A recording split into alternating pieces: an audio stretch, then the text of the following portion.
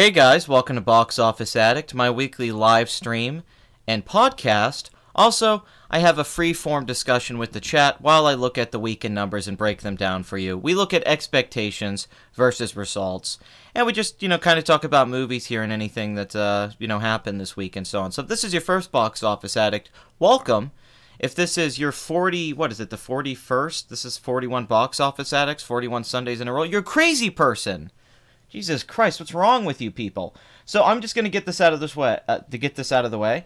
The entire episode is going to be dedicated to Infinity War. I'm just going to really quickly talk about some of the other films this weekend, but because Infinity War broke the opening weekend record, which it seemed like it was inevitable, honestly, after 10 years of hype, and of course, I think it had better reception than people were expecting.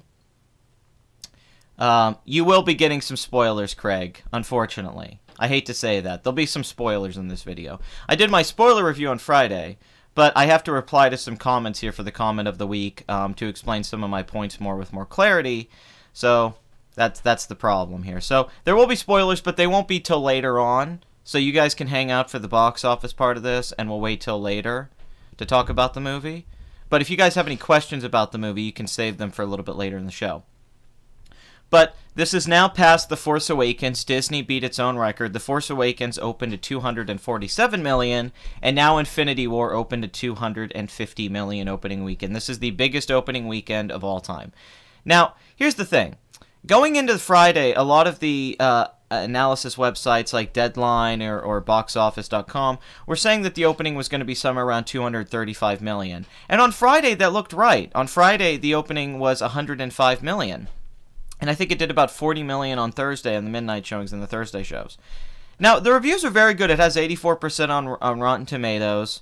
And, it looked like it was going to be well received. And I was shocked how positive the reception was for this movie. I really like this movie. But even if you look at some of the other YouTube critics, Red Letter Media really like this movie. They don't always like every Marvel movie. Your movie sucks like this movie. He doesn't always really like everything. He gave it a 6. For him, a 6 is high. For Adam, a 6 is really high. Everybody seems to like this movie. It got good reviews across the board. It has a 9.1 on IMDb. It's already in the IMDb's top 250. So overall, the reception, I think, is overwhelming. When I was in the theater, there was a lot of applause. And there are many Pats reviewing Infinity War. Surely nobody else would watch that movie. Nobody outside of a person vested in interest in reviewing films. I mean, that's part of it, sure. Can it be that the 200 film be changed tomorrow? No. If anything, it'll go higher. It's not going to go lower than 250 million. Typically, when they do the adjustments like this for over 200 million, the movie goes up higher, not lower. So, Plan 9, if anything, the movie will have a bigger opening weekend than this. But, yeah, Red Letter Media liked it. Your Movie Sucks liked it. I really liked it. Everyone liked it. I didn't see any bad reviews. I mean, I saw some critics give it bad reviews, but for the most part, it seems to be overwhelming, and I think that carried it over to the weekend, because here's what happened. Had a big Friday, but that wasn't the biggest Friday ever. And then Saturday, it did 83 million, which is the best Saturday ever. And then after that, Steven Crowder's the only one who didn't care. Sometimes I wonder with Steven Crowder, though, if he reviews a movie because he likes it or not, or because he thinks there's a political reason to review a movie. Because I think he's done that in the past. And I'm a Crowder fan, but sometimes he'll just talk negatively about a film because he doesn't agree with some political idea in it, instead of just reviewing it. And like Detroit. Detroit's a movie that I don't agree with the politics, and I think it's a bunch of BS, but there's a lot of good stuff about the movie, and they're crapping on it, and it's propaganda. I think Captain Bigelow is a propagandist, but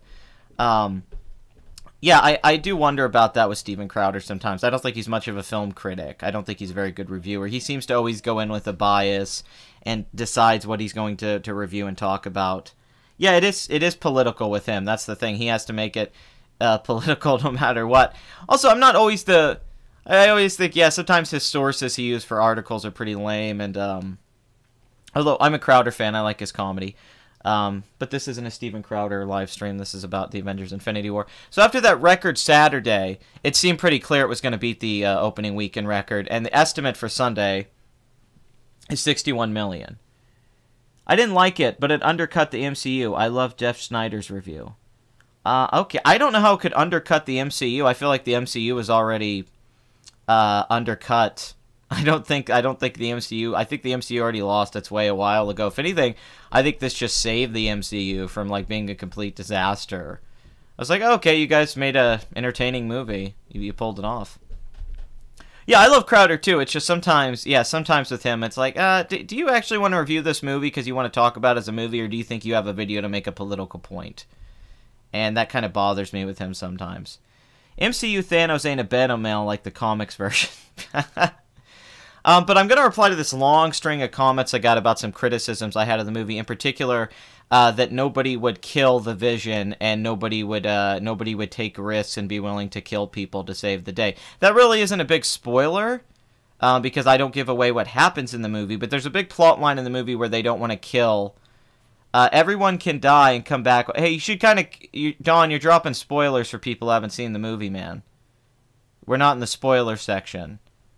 You shouldn't just spoil the movie for everyone in the chat who doesn't want to be spoiled yet. We're just talking about the box office right now.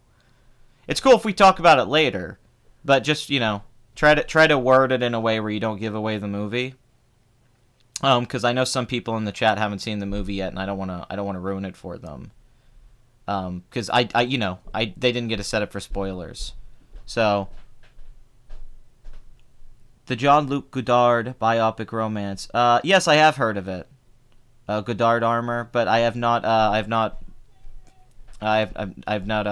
looked at it or anything like that. I've just heard about it. That's it. That's about it. So yeah, so it looked like on Saturday with the 83 million that it would break the number on Sunday, and it did, and it's probably going to be higher than that. I'm assuming the Sunday will be actually higher than 61 million, so I think it'll go higher than 250 million. But no matter what, it's got the opening weekend record. Now this is a $300 million film. They have a lot of money in marketing. I didn't say who it was, theoretical, but I'll watch what I say. I know, it's just, yeah, that kind of gives away something about the movie. And you could go deeper with that. I haven't seen that comment yet, unfortunately. I'm honestly glad Joss Whedon didn't do Infinity. Me too. Me too. It's a much visually better looking film than anything Joss Whedon could have made. And honestly, I thought the jokes were better than a lot of the stuff he writes in the Avengers films. Hey, Noel. Anyone else having issues with the stream? I don't know. People don't seem to be... Maybe. Is anyone having issues with the stream? Please let me know. Please let me know in the chat if anything's going on with the stream here, and we'll try to fix it. But it seems to be working fine for me. Although I did a lot of live streams this week. I think I did 5. Talked about Kanye West. I talked about Ben Shapiro. I talked about the Halloween movie coming out. Then I talked about Infinity War. Okay, so let's just get into it, I guess. And also the worldwide opening is crazy. Will you watch Mundane Matt sing Barbie Girl? I guess. I think the movie was this comic book Thanos quest, and next movie is Infinity Gauntlet, especially with Zoe Saldana said we're coming back for Infinity. That's it. Just ordered the Panasonic GHFS. Hey, good for you, my friend. Good for you. Don't cross the streams. Sorry everything was a live stream this week. I just didn't have time to edit a video or do anything. That was all I had time for. And I thought it'd be fun. I had fun doing the live streams. What a week it was. Kanye West and everything. Kanye West should have been in Infinity War with Dragon Energy. He would have been able to beat Thanos. He'd have dropped that mad verse. Scoopity poop. Scoopity doopity poop. Scoopity poop. Poopity scoop. Oh, Kanye, you wordsmith, you. So let's just jump through the other movies real quick, and then we can just focus on Infinity War, look at its box office, its crazy worldwide opening, and then overall we can talk about it in the chat, and I can go a little bit further. Even though I have a 2-hour review of the movie, I just got out of the theater seeing it. And one of the biggest issues for me seeing the movie was the audience I was with was awful. They were terrible. They clapped way too much at the movie. They laughed too hard at the movie. They laughed at every joke like it was like the funniest joke of all time. And I also, there was in particular when tragic stuff started to happen, when people started to die, let's say, there was just one guy behind me that kept going, no, no, no, no, shut up, no, no, and he would do it the entire scene. He wouldn't stop doing this, and I was about to get up and do the George Costanza from The Opposite, and be like, now you shut up right now, or we're gonna step outside and I'm gonna show you what it is. Because it was so annoying. It's like, dude, can I just enjoy this movie and without you adding your DVD commentary, like, I get it, you're upset. That's fine. That's upset if you're upset about... That's cool if you're upset, but when you're there going, no, no, no, no, no. I mean, he said it like 20 times. I'm not exaggerating. This is not hyperbole. The guy kept saying no very loudly, too. Very loudly. I don't mind people gasping. Like, some people were like, oh, you know, which is fine if you want to gasp because... I don't know. You're just, you like to react at movies. Sometimes I think those people are doing that for themselves and not for the movie. I don't think that they're doing like they're not reacting. Dude, that's the problem though with the audience of these movies. It makes it terrible. It makes it hard to watch the movie, Frasier. Like, and I've had that at other movies. That's not exclusive for the Marvel films at all. I remember Lord of the Rings was that way. I've been to Harry Potter movies that was that way. I've been to a lot of movies where the audience reacts like insane at the movie theater. It's not just exclusive to Marvel films. It never has been. I've had to deal with this issue my whole life. Reminds me of the time I watched Evil Dead remake in the cinema. No, I didn't check out that review yet, but I'll get around to it. Pat, I enjoy your live streams. I enjoy the fact that we get to interact with you. I like that too. It's fun to interact with you guys. That's what makes it really fun. But you're doing that for yourself. Some people said, oh, you don't like human reactions. But it's just like, no. Applause is for a live show. If you're at a concert, you're at a stand-up show, you see something live, you clap to let the person know you appreciate it. When you're clapping in a movie theater, you're clapping for yourself. You're not clapping for you're not clapping for the director, the filmmaker, anyone. You're just clapping for yourself, and you want other people to clap with you. And people kept clapping in the theater, and I kept looking around like, who are you clapping for? They don't know that, like, Chris Pratt's not in the theater. Chris Hemsworth is not in the theater. The Russo brothers aren't here. If they were here, I could get that. You're letting them know. But, like, why are you clapping? There's a line of dialogue I just missed because you guys clapped for 30 seconds. Stop clapping. Stop clapping. Please. I mean, it was ridiculous. It's like, I can get a few moments, like Thor shows up at one point and everyone clapped. Okay, you want to clap, and then people are like, woo!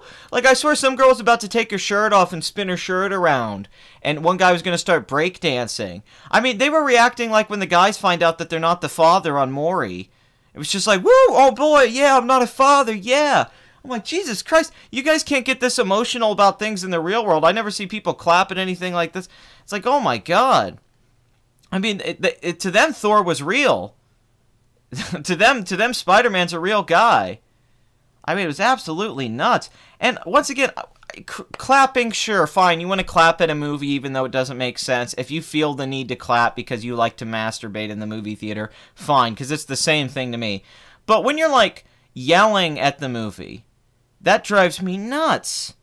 Like, that's the worst part about it, is when they're yelling at the movie and they're going, no, no, don't do that. Stop that. Stop doing that. It's like, oh my God, I didn't pay money. This is why you want to go to like an Alamo Draft House or one of those theaters where they don't allow people to talk and you get kicked out of the movie if you do that. That's the thing about it. Like, if you go to a draft house or you go to these theaters where you have to be 18, they come out and tell you to be quiet. And if you're loud, they'll come and ask you to leave. They'll ask you to leave. You can't just cheer and scream throughout the movie like that. And you can't keep talking throughout the movie. That's what sucks about where I live. They don't have an option like that. So I have to go to a movie theater with a regular audience where... And these were adults. Like, I was sitting by children. I had a group of children beside me. And they were quiet the whole movie. They were giggling when a funny scene happened. They had a good time. And then I'm surrounded by all these people that are in like their 30s and 40s or 20s. And they're just acting like children. It's like Mike said, children clap for movie trailers. People are clapping and yelling. It's like, why are you doing this? Just feel the feeling you have and hold it in. Just hold it in. You don't need to release it to let everybody know. It's like, come on, people. As annoying as it might have been, at least they clapped at a good movie. One time my audience applauded at Secret Life of Pets and Warcraft. It doesn't matter. These people, they don't care if it's good or bad. That's the problem, Madcap. I saw Transformers 2 in the theater. Terrible movie. Terrible film. Same thing. It's just because most people who go see movies are dumb or they don't have knowledge in movies. They just like the generic stuff. Wow, something funny. I need to laugh at that joke. Wow, this is an emotional scene. I need to feel bad. Wow, I need to clap because the movie's telling me to clap. That's the problem. It happens at bad movies, too. I've seen plenty of bad movies where people do the same stuff. I mean, Transformers 2. One of the worst movies I ever saw in the theater, Revenge of the Fallen. The credits start rolling, and I stand up immediately. I want to get the fuck out of there. I am pissed. I'm pissed at Michael Bay. I'm pissed at the studio. I'm pissed at everyone. It's just ridiculous. And then everybody, and this is a theater, like, this was a big theater. This was like 800 people, 1,000 people in this. It was a huge theater. This was back when I lived in Texas, and I would go to the theater in the city. And this was a mega theater. Crowded. And everybody starts applauding at the end of Transformers 2. Just applauding, like, just like it was the best movie ever. They're all just cheering. And I know that none of them realize it's a bad movie, or they do, but they feel the need to do this anyway because it's a blockbuster and the event movie of the year. But everyone's clapping in the theater. The entire theater. It got like a standing ovation. Like Michael Bay would have been weeping with joy. And I said very clearly and as loudly as I could, I looked around the theater and I said, fuck all of you. Fuck all of you. You assholes. You ignorant assholes. And I stormed out of the theater while everyone was clapping and people were looking at me. I almost gave some guy the finger. I was that pissed off. And I just stormed out. I didn't smoke cigarettes, but it would have been a moment to go smoke a cigarette. And that was just like, no. You're not even clapping at a good movie. You're just clapping at crap. Because it's a blockbuster. Oh, Bumblebee. Oh, Sam Witwicky went to robot heaven. That's great. That makes sense. Oh, my God. I got to stop ranting about this, but it's so... I think it's childish. I really do. I think it's so silly to act that way in a movie theater. Yes, I did. I did do that, and I was... How old was I? I was 18 when that movie came out? 18 years old? And that legit happened. That's not... I'm not exaggerating. I stood up in the theater and said, fuck all of you. And walked out of... And I yelled it, too. And everyone just kept clapping, and I stormed out. It was ridiculous. And I can admit, I overreacted. Don't get me wrong. But it was still just like, what is wrong with you people? Like, this movie's terrible. Oh my God. What do you... Like, seriously, none of you thought anything about this didn't make any sense? Oh my God. Yeah, but they call you a pretentious cuck for not being a brain dead during a movie. Yeah, they say turn your brain off and just enjoy it. Well, you were born with your brain turned off. You never had a brain turned on to begin with, so don't tell me that. At least you have a blank state who only has purchase and a ripoff of Green Lantern Origin. I take back what I said. I did applaud at Transformers 2. Boy, was I young. I'm smoking a cigarette for you, Pat. I like rant mode, Pat. Thank you, Bathory. The wonderful Bathory, my blood countess. I'm glad to see you. You weren't at all the live streams this week, but I get that you're busy, but it's nice to see you. So you've been woke for a while. I was woke a long time, I would say. I think that I've... Do you want Cameron's Avatar to lose its spawn in box office history? I don't really care. I don't really care if this passes Avatar or not. Do I like this movie more than Avatar? Yes. If it beat the record, would that mean anything to me? No. No, I wouldn't. It wouldn't mean anything to me at all. I mean, the Star Wars movies keep making over $1 billion. That doesn't make me happy. So, whatever. Thoughts on Antichrist? What, are you watching Sardonicast now? I put a comment on that, so you guys could change this to movie normies. They were talking about Wes Anderson, and none of them had seen the Royal Tenenbaums, and I was like, what? And then they just had this really cringe conversation about framing and composition and Wes Anderson and his movies. And it's like, oh my God, does Alex add anything? Does I Hate Everything add anything to that podcast? It's like Adam's the only one there that has anything to say. Ralph reminds me of when I was like 14 years old. And at least Adam is funny and has stuff to say. I like Adam. But then I'm sitting there watching like, Alex doesn't... Why did you guys get I Hate Everything on the show? He doesn't say anything. He doesn't know anything either. He just goes like, well, I really loved the movie. I thought it was great. And... You know, it's awesome and good movie. Really unique, really quirky. It's like, Jesus, how did you become a famous commentary review channel? I don't know how you got so famous for doing what you do. It's like, I just don't know. I'm baffled by it, to be honest. You know, at least like Ralph and Adam sometimes will make a really good video. And Alex, I've never understood why I Hate Everything's popular, ever. Maybe it's teenagers watch their stuff. Maybe it's like 13 or something, but... Yeah, then they talked about Antichrist, and it's like, wait, so you hated A Quiet Place, but you like Antichrist, Adam? Okay, sure. We'll go down that road. That's fine. I really... No, Sardonicast was making me cringe. It was making me cringe so hard. And I was excited about the podcast. I said, oh, cool, a movie pod. Somebody was saying this is better than Red Letter Media. And I was like, what? Are you kidding? They're not even near as funny as Mike, Rich, and Jay. Mike and Rich are way funnier. Can you please talk about the crybaby 30-year-old going no, no, no in the cinema? I Hate Everything's lack of knowledge was clear in the defense of the last... Yes, he doesn't know anything about movies. And I'm not trying to be like, oh, I know more than he does, I'm better than him. But, like, he doesn't... It's ridiculous. Like, dude, it's easy to review a crappy movie that you find on IMDb and say it's bad and point out jokes of it. But when he actually has to review something in a positive way or give an analysis, it's terrible. I like Antichrist, too. I don't think it's a good movie, but it's fun. But it was very weird to me. I mean, and then, you know, and then they were going to get in this argument about Wes Anderson. And this interesting one is, should he change his style up? Should he evolve as a filmmaker? And they brought up Tarantino. And there was no good points brought up by either one. Like, I don't know why Adam didn't bring up Bergman. That Bergman used the same aesthetics and lighting techniques and themes through all of his movies. They didn't bring up Bergman at all. They didn't bring up a lot of Woody Allen. Woody Allen would have been a better example. Ralph the Movie Maker brought up Christopher Nolan. Like, they didn't bring up anyone before today, and there were so many better examples that Adam could have brought up for a filmmaker using this. Even David Fincher uses the same aesthetics and techniques and has developed it a lot throughout the years, but it's like, I don't know what discussion they were having. It's like neither one of them could... It's like Ralph couldn't make his point. He couldn't just figure out why he didn't like the movie. It was weird. I wish you were on Sardonicast. Man, I just would end up fighting with them. You know, I feel like I could talk to Adam and have a good time, if we just talked, but yeah, when we'd get in those conversations, I just wouldn't know how to hold myself back. I'd just be like, what are you guys talking about? Like, what are you guys going on about? This is a nonsense conversation. Nothing's being said. Like, they couldn't even explain why Wes Anderson was good. They didn't even have, like, an explanation for it. They couldn't even talk about why they liked Wes Anderson. It's like, do you guys have anything to say? I thought you guys were, like, film critics, and you've seen a lot of movies, and you think about films. Like, it's just like they can't find words, and everyone's like, man, this is such a great podcast. I'm like, I don't get it. I don't think it's a good podcast. I think it's a mess. I think Alex is terrible on it and doesn't have anything to say when he doesn't have a script. I think Adam is, you know, the heart of the podcast and the only one I see going. Ralph can be entertaining, but like, yeah, it's just some 20-year-old kid trying to talk above his understanding. It's annoying, kind of.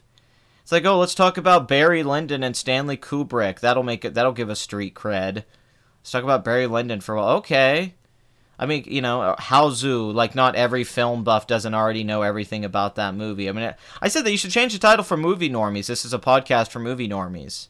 It's for people that are normies to be like an introduction-level podcast for them, and you don't want to actually use any deep cuts or go into anything. And, I mean, there's no way... Are they ever going to talk about Fellini or Bergman? I mean, really? I don't think they'll ever go into that, I mean, Fassbender. Anyway, I mean, I just don't think it's going to happen. Yeah, Ralph for sure, but Alex is the one that really drives me nuts. I don't know why he's on that show. I Hate Everything. I have no idea why they brought him on the show. He doesn't contribute anything. And people always praise that guy and talk about how funny. And I was like, when is he funny? He never makes a good joke. Ever. He's never said anything funny, and he has nothing to say. And his reviews when he's on that podcast are so generic. He just says, like, well, Wes Anderson's quirky. He's a quirky filmmaker, and I expect that when I go in... Wow, what a great insight. That's really informative. Okay. It's like, oh my god, dude. Like, ugh. Like, at least Mike, Jay, and Rich, like, make funny points and go into it, and have this way of finding new perspectives on things like that. You know, it's no half in the bag, but... and I don't need them to be critics. I get it's just three guys talking about movies on a podcast, but... I like Jack and Daxter. I wish Sardonicast did talk about obscure movies. Yeah, I thought it was going to be like a film buff podcast where they talk about all sorts of like, you know, rare films or Criterion films or foreign films and all that. And they just do that stuff occasionally. For the most part, they just seem to... Like, even their discussion on Channel Awesome, it was just so generic. It was like, it was the worst discussion about Channel Awesome. It was cool that Adam watches Mr. Medicare, but it was like, can you guys actually get into something? Like, you're not saying anything. Why are you even talking about this? It's not worth discussing if you have nothing to say. Like, at least add something. Pat, did they at least talk about diagonal versus horizontal composition? I don't believe so. I don't think they talked anything about... They talked about still shots and a few of that stuff, but they rarely go into composition. And I know they know about composition. I know that Ralph and Adam know about that stuff, but I don't know if they're trying to keep it streamlined for the mainstream, and they don't want to get very technical about composition and lighting and cameras and all that stuff. Because I know they have to know about that stuff. Ralph's in film school. So, but maybe the idea was they want to keep it for people. I don't know. I really don't know. I'm confused by it. I was shocked though Adam liked Infinity War. That really surprised me. Okay, so which I'm not trying, like, once again, I like those guys. I like Ralph and I like Adam, but I'm just saying, for me personally, I don't think it's a good podcast. I've listened to the first few episodes. And Anthony Fantana was the only time I thought that it was really entertaining. It was the only time I thought that there was somebody on there that had something to say and was interesting, and he articulated things a lot better. I just don't think they're very good at a podcast. I think it's a mess. I don't think they're very good at doing live, like recording live and talking live, and I don't think they have good chemistry with each other. I think the chemistry clashes, and they don't seem to really agree on things or have the same outlook on things, which could work. But it's just confused. It's a confused show, and I think they could fix it if they would pick better topics and pick a better format for the show. You have a good time, Noel. Apparently, you can get your Super Chats window separated through Streamlabs. Oh, cool! I did not know that. I got a long thing to reply to about Infinity War today because everyone attacked me for my only negative in review. Like, it's weird because I gave the movie like an 8 or 7.5. I was positive throughout the whole review, and I pointed out some things that I have pet peeves with that are just pet peeves I have with writing. And it wasn't even me saying it like as a big negative. I just said this stuff annoys me in movies. And man, people jumped down my throat with that. It's like, I'm sorry I didn't give the movie a 10. I'm sorry that I didn't say it was the best movie ever. I'm sorry I didn't love everything about it. I don't like this kind of writing. It's a pet peeve of mine. Am I not allowed to have things that bother me in movies? Like nitpicks, things that I don't enjoy as a film viewer. I've seen a lot of movies. Like, it's not like for me Marvel's something that, like, I've seen over 10,000 movies easily. And I know I've seen a lot more than that. And it's like, yeah, there's just things that I've seen so much that are tropes that I'm sick of seeing. There's things that I think are cliches that aren't fun. Oh, Killer Clowns from Outer Space, love it. Seen it many, many times. Had a screening of it a few years ago. Did a private screening of it where I set my projector up and some really cute girl showed up that really liked the movie. And me and her were like flirting, and I was like, how'd this happen? She showed up to watch Killer Clowns from Outer Space, and she was like an 8 out of 10. She was hitting them, and I was like, okay, this is cool. Great movie. Another Door. When I commented on about your Infinity War nitpick, no, it's okay. I don't mind, but it's just I hate the condescension in the comment section. Like, people coming at me and like, what you said's really dumb and absurd. And they're like, you don't understand the nuance and depth of it and its exploration of ethics. They're adding this complexity to the film that isn't there. They're acting like it's Shakespeare or like The Godfather or something, like it's a deep morality tale. If this is a deep morality tale to you, if you think this is a nuanced, beautiful exploration of ethics, I don't know what to tell you. You need to read more books. Like, that's ridiculous to me that anyone would say that, especially the stuff with the Vision. It's like, that is not a nuanced view of ethics. That's just somebody having terrible ethics. David Stewart did a really good video on Thanos and how stupid his motivation is about the economic fallacy of overpopulation, and how Thanos wanting to destroy the half the universe wouldn't fix anything at all. And in 30 years, the whole universe would be back to the same population. It doesn't make any sense. Like, Thanos' I hate when people say, I relate to Thanos' plan, Thanos' motivations. No, what? Are you a crazy person? No, I'm not involved. These were fans of mine. It wasn't like it was just some random person that was coming on. These were people that I like as subscribers, and they comment on my videos, and I really like them. And so I was just like, why did you not get what I was saying? They just completely misunderstood what I was saying about my own preferences with this kind of writing, and they keep trying to like go around in a circle and keep straw manning or misinterpreting what I said in the video. and the context of it, and they keep ignoring valid points I'm making about it for my own preference and trying to be like, well, you just wouldn't do this. It's like, no, I wouldn't do this because I'm not a stupid, selfish person. You can call me altruistic all you want. But even Red Letter Media had some good complaints. Couldn't Thanos just make unlimited food and control population with the Infinity Gauntlet? Why would he need to destroy half the universe? Couldn't, with the Infinity Gauntlet, he could just warp reality to make it like he's what? But no, we can't do that. There's a lot of flaws in the movie. You don't have to ignore them. I don't have to. I can point out things that are stupid. It doesn't make the movie bad or not entertaining or doesn't make Thanos enjoyable. But Thanos's whole motivation it doesn't make any sense. It's like if Doctor Strange or Tony would have sat with him, and they're supposed to be geniuses, they could explain to Thanos in 2 minutes why his plan is stupid. But nobody makes a good point about this. They don't sit down and be like, well, let me explain to you why what you're saying is a fallacy and doesn't make any sense. And if you actually want to fix the universe, here's a better solution. But then they're like, no, that doesn't work. You're creeped out? What? What are you creeped out about? Weird.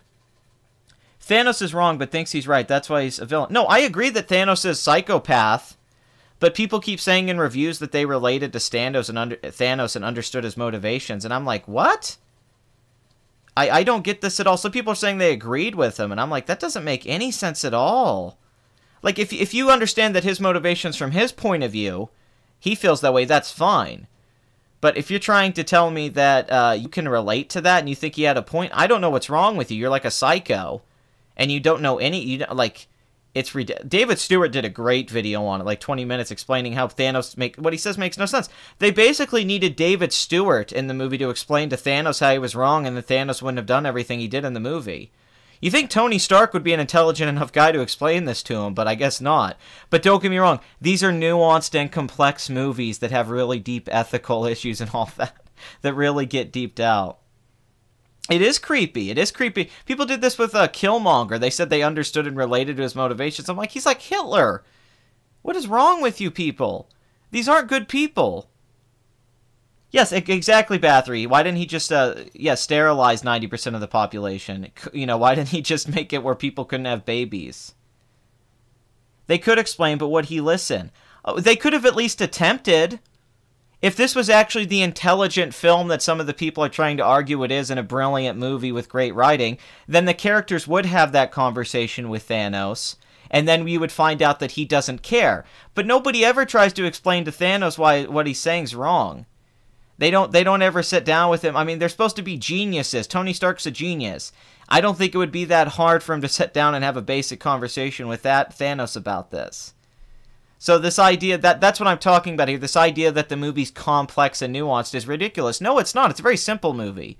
I like the movie because it's simple. But to act like it has some kind of depth is ridiculous. There's no depth to it at all. There's nothing in it. It's a movie that children can understand, and that's not a criticism.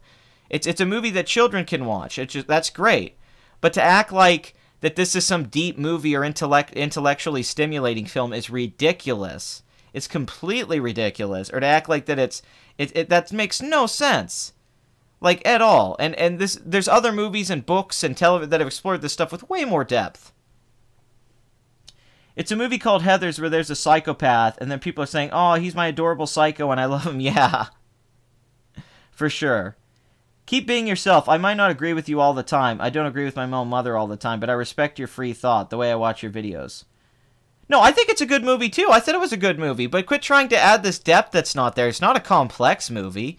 It's very simple. The big purple guy wants to destroy half the universe because his planet got destroyed, and the Avengers have to keep punching him and try to save each other to fight him. It's not deeper than that. The movie's about sacrifice, and it's a funny movie, it's an entertaining movie, and it's a really well-made movie. But it's not a deep film that explores anything. It doesn't have any deep subtext. It doesn't have any deep themes. It doesn't have a deep discussion about morality and ethics. It never has any conversation. Captain America's logic is stupid. Scarlet Witch's logic is stupid. Like, there's no depth to this movie at all, and that's fine. You're not even viewing the movie properly if you're saying that. It's not that kind of movie. It's not even trying to be that kind of film by design. You could say it's complex for a Marvel movie if you want, But compared to, like, just a basic drama or a lot of sci-fi films or anything like that, no. That's ridiculous. My dinner with Andre would be a big risk in today's world. I mean, maybe the people are saying this are younger and they haven't seen a lot of movies, so maybe I'm being wrong about this. But, I mean, like, I didn't think it was that deep. I thought it was very clear, everything. I don't know. I didn't come out of the theater saying like, oh, I felt the same way about Civil War. Civil War was ridiculous. Tony Stark meets a woman who's like, hey, my son died. And then Tony Stark, like, just becomes an a-hole and doesn't care and just follows this stupid government legislation. And Captain America's like, this doesn't make any sense, Tony. And Tony's like, yeah, it does, because I'm emotional because some woman told me that her kid died. It's like, wait, so you just now have heard somebody say that their child died or somebody died? Like, why are the characters stupid all of a sudden? Tony would know better that people have died, and that's just part of it. It's a casualty because you live in a different world now. That's why I didn't get about Civil War at all. Even TJ Kirk understood this in his video. Like, Tony Stark's motivations make no sense. And then people go, well, that's human emotions. These are human feelings. You don't like humans react. It's like, no, that's illogical. That's bad writing. Every bad movie could use this excuse. Oh, well, that character just did something really stupid because they felt that way. It doesn't have to make sense. It's like, well, that's bad, right? That's not good storytelling. That's the opposite of depth. That's the opposite of deep. Now, if characters just feeling that way is why they do things, let's bring up Saving Private Ryan. Saving Private Ryan's about a group of guys who have to go save one guy's life, and they're all risking their lives. Now, that would be stupid if those guys decided to do that on their own. But it's their orders from the government. They have to go do it, and none of them want to do it.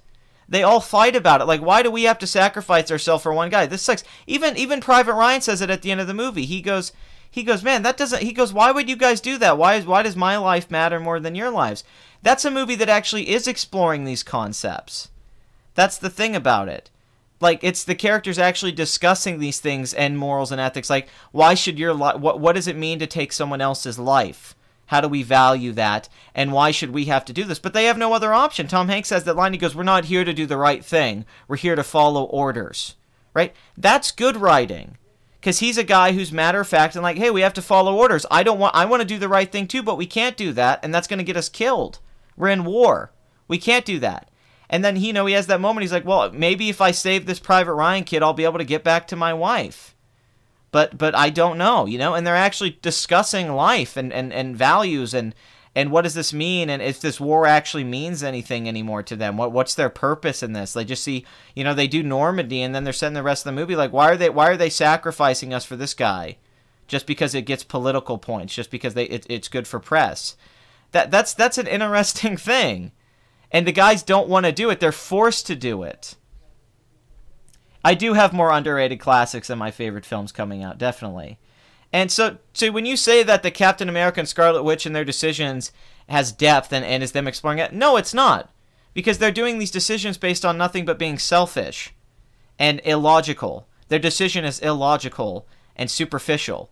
They're not exploring anything with any kind of intelligence. It just makes them look stupid. When you say, well, you want to do this, it's like, I'm not stupid. Yeah, of course I want to do this. And Captain America's not stupid. Okay, Scarlet Witch isn't stupid. These aren't dumb people. Why is T'Challa so okay with this? Why does he care more about Vision's life than the people of Wakanda? Why is he willing to put the lives of everyone in Wakanda at stake to save one guy that he doesn't even know? He doesn't even know this guy. And he doesn't sit there and talk to them, go like, hey, well, why didn't you guys do this? They never have these conversations. I get what the movie's trying to do. Thanos is willing to destroy the universe for his own motivations, and they're not willing to kill one person. They're not willing to kill one person to save the universe. That's what the parallel's trying to be, and I get that. That's interesting. That's fine for a superhero movie, but that's very stupid if you actually break it down. Thanos' motivations make no sense, and Captain America, Scarlet Witch, and all their decisions don't make no sense. Was I a little wrong about Star-Lord because he's emotional and stupid? Yeah, Star-Lord's been established as a stupid person. He's dumb. So I can get that Star-Lord screwed up because he's an idiot. Captain America's not stupid, and people trying to pretend that he's stupid is just wrong. He's never been established as a dumb guy. And when he says that part, like, we shouldn't have to risk one life to save the universe, that doesn't make any sense. That's so you're willing to let people die in this big battle on Wakanda. You're willing to let the universe die, trillions of people, babies. You're willing to let babies die just to save your friend that's hardly had any character development? Okay. Like, they act like Scarlet Witch and the Vision have had a lot of screen time. Vision shows up at the end of Age of Ultron, and then they have a little bit of screen time in Civil War. And then in this movie, they have a terrible romance. That writing was terrible. I feel you. There's nothing about that that's interesting. Yeah, they've all killed. All the Avengers have killed. Captain America was willing to sacrifice himself at the end of the first Captain America. Iron Man was willing to sacrifice himself. They all understand the stakes of situations and death. And even in Civil War, they make the argument like, well, hey, yeah, we have killed people. The beginning of Civil War, they kill people. There's aftermath, and Captain America goes, yeah, but we still can't let the government tell us what to do. We have to be there when the bad guys show up. I feel bad that we killed people, but, you know, things happen. He understands that. That's fine. But then in this movie, they go, oh, no, we can't kill our friend. So you're okay with that building of innocent people dying to save the world, to save that city, but you can't kill the Vision to save the universe? How does that make any sense? That just makes Captain America seem like an a-hole. That makes Scarlet Witch seem like an a-hole. And to say that people are flawed and make mistakes, that's true to an extent. But that means that this is a war. This is not true to war. This is not true to what happens in the real world with war. And it would not happen in this situation. Captain America would say, that would have made the movie more interesting too. If everybody kept telling Scarlet Witch, like, hey, kill the Vision, and she goes, I'm not going to do it, and she's the only one that can do it. See, there's a dilemma. There's a moral dilemma. I'm not going to do it, and everyone keeps trying to convince her. Captain America, Black Panther. Black Panther's like, listen, my people are going to die because you won't do this. You're going to let my people die because you're being selfish and love this guy. What's wrong with you? Why would you do that to me? I can't help. There's not enough time left. You need to kill him. Captain America's like, listen, we all have to make sacrifices, Wanda. This is what we have to do. We have to be willing to make a sacrifice. I get that you don't want to do this, but we've all lost people. You lost your brother. He died to protect people. You have to be willing to do this. And she's just like, no, I'm not going to do it. And she keeps attacking them and stuff. And then they have to end up fighting the horde of monsters and being like, oh my God, what are we going to do? And she won't listen. And then they're all in a fight that they don't want to be in. That would be better writing. That's what I'm trying to tell you guys. It's a very easy fix. Like, at least with Star-Lord, it made somewhat of sense. Like, Star-Lord didn't want to kill Gamora, and Thanos was warping reality anyway. Now, I don't like at the end when Star-Lord punches Thanos and ruins it, only for the fact that that's a trope. It's not necessarily that it's out of character. That's such a cliche, and you see it coming a mile away. It's like they wanted to make a moment that they knew they could almost get the Infinity Gauntlet off. And yeah, why did nobody in Wakanda question this? Like, what's wrong with you people? Why do we have to die to save this a-hole? My idea is much better. That's the problem. People go, like, the comments were saying, like, oh, you don't understand. It's like, no, you don't understand good storytelling and logic. The consequences don't make any sense. The characters' motivations don't make any sense. Why does T'Challa not care about his people? Why does he care about Vision? Why would anybody be willing to die for this guy? Why is Captain America just go, it's just one line of dialogue. It's no different than when Ben Affleck says in Batman v Superman, if there's a 1% chance that he's going to destroy anything, we have to take it as an absolute certainty. 100%. That was bad writing, and everybody made fun of that. Captain America says the same line of dialogue in this movie, basically, in a different way, and people are saying that it has depth. No, that's something a stupid person would say. That's not something... I could sit down and explain to all of them, like, no, let me explain this to you very simply why you're wrong and stupid. And nobody ever has that moment in the movie. No one ever... Vision's the only one. Vision's like, hey, guys, this is stupid. Why don't you just kill me and it would save the universe? And they don't have a conversation about it. It just goes, but I love you. I'm not going to do that. That's not depth. Are you kidding?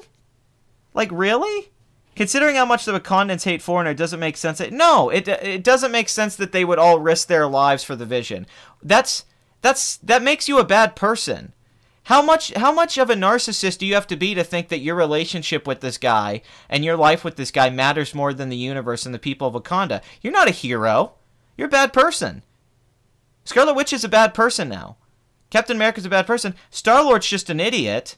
But I can accept Star-Lord being dumb. I really can. He is dumb. He's never been intelligent. He's never done smart things. So fine. That's cool.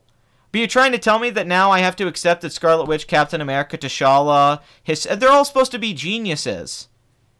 And it's like, okay. Well, if they're all supposed to be geniuses, why what they're doing is so...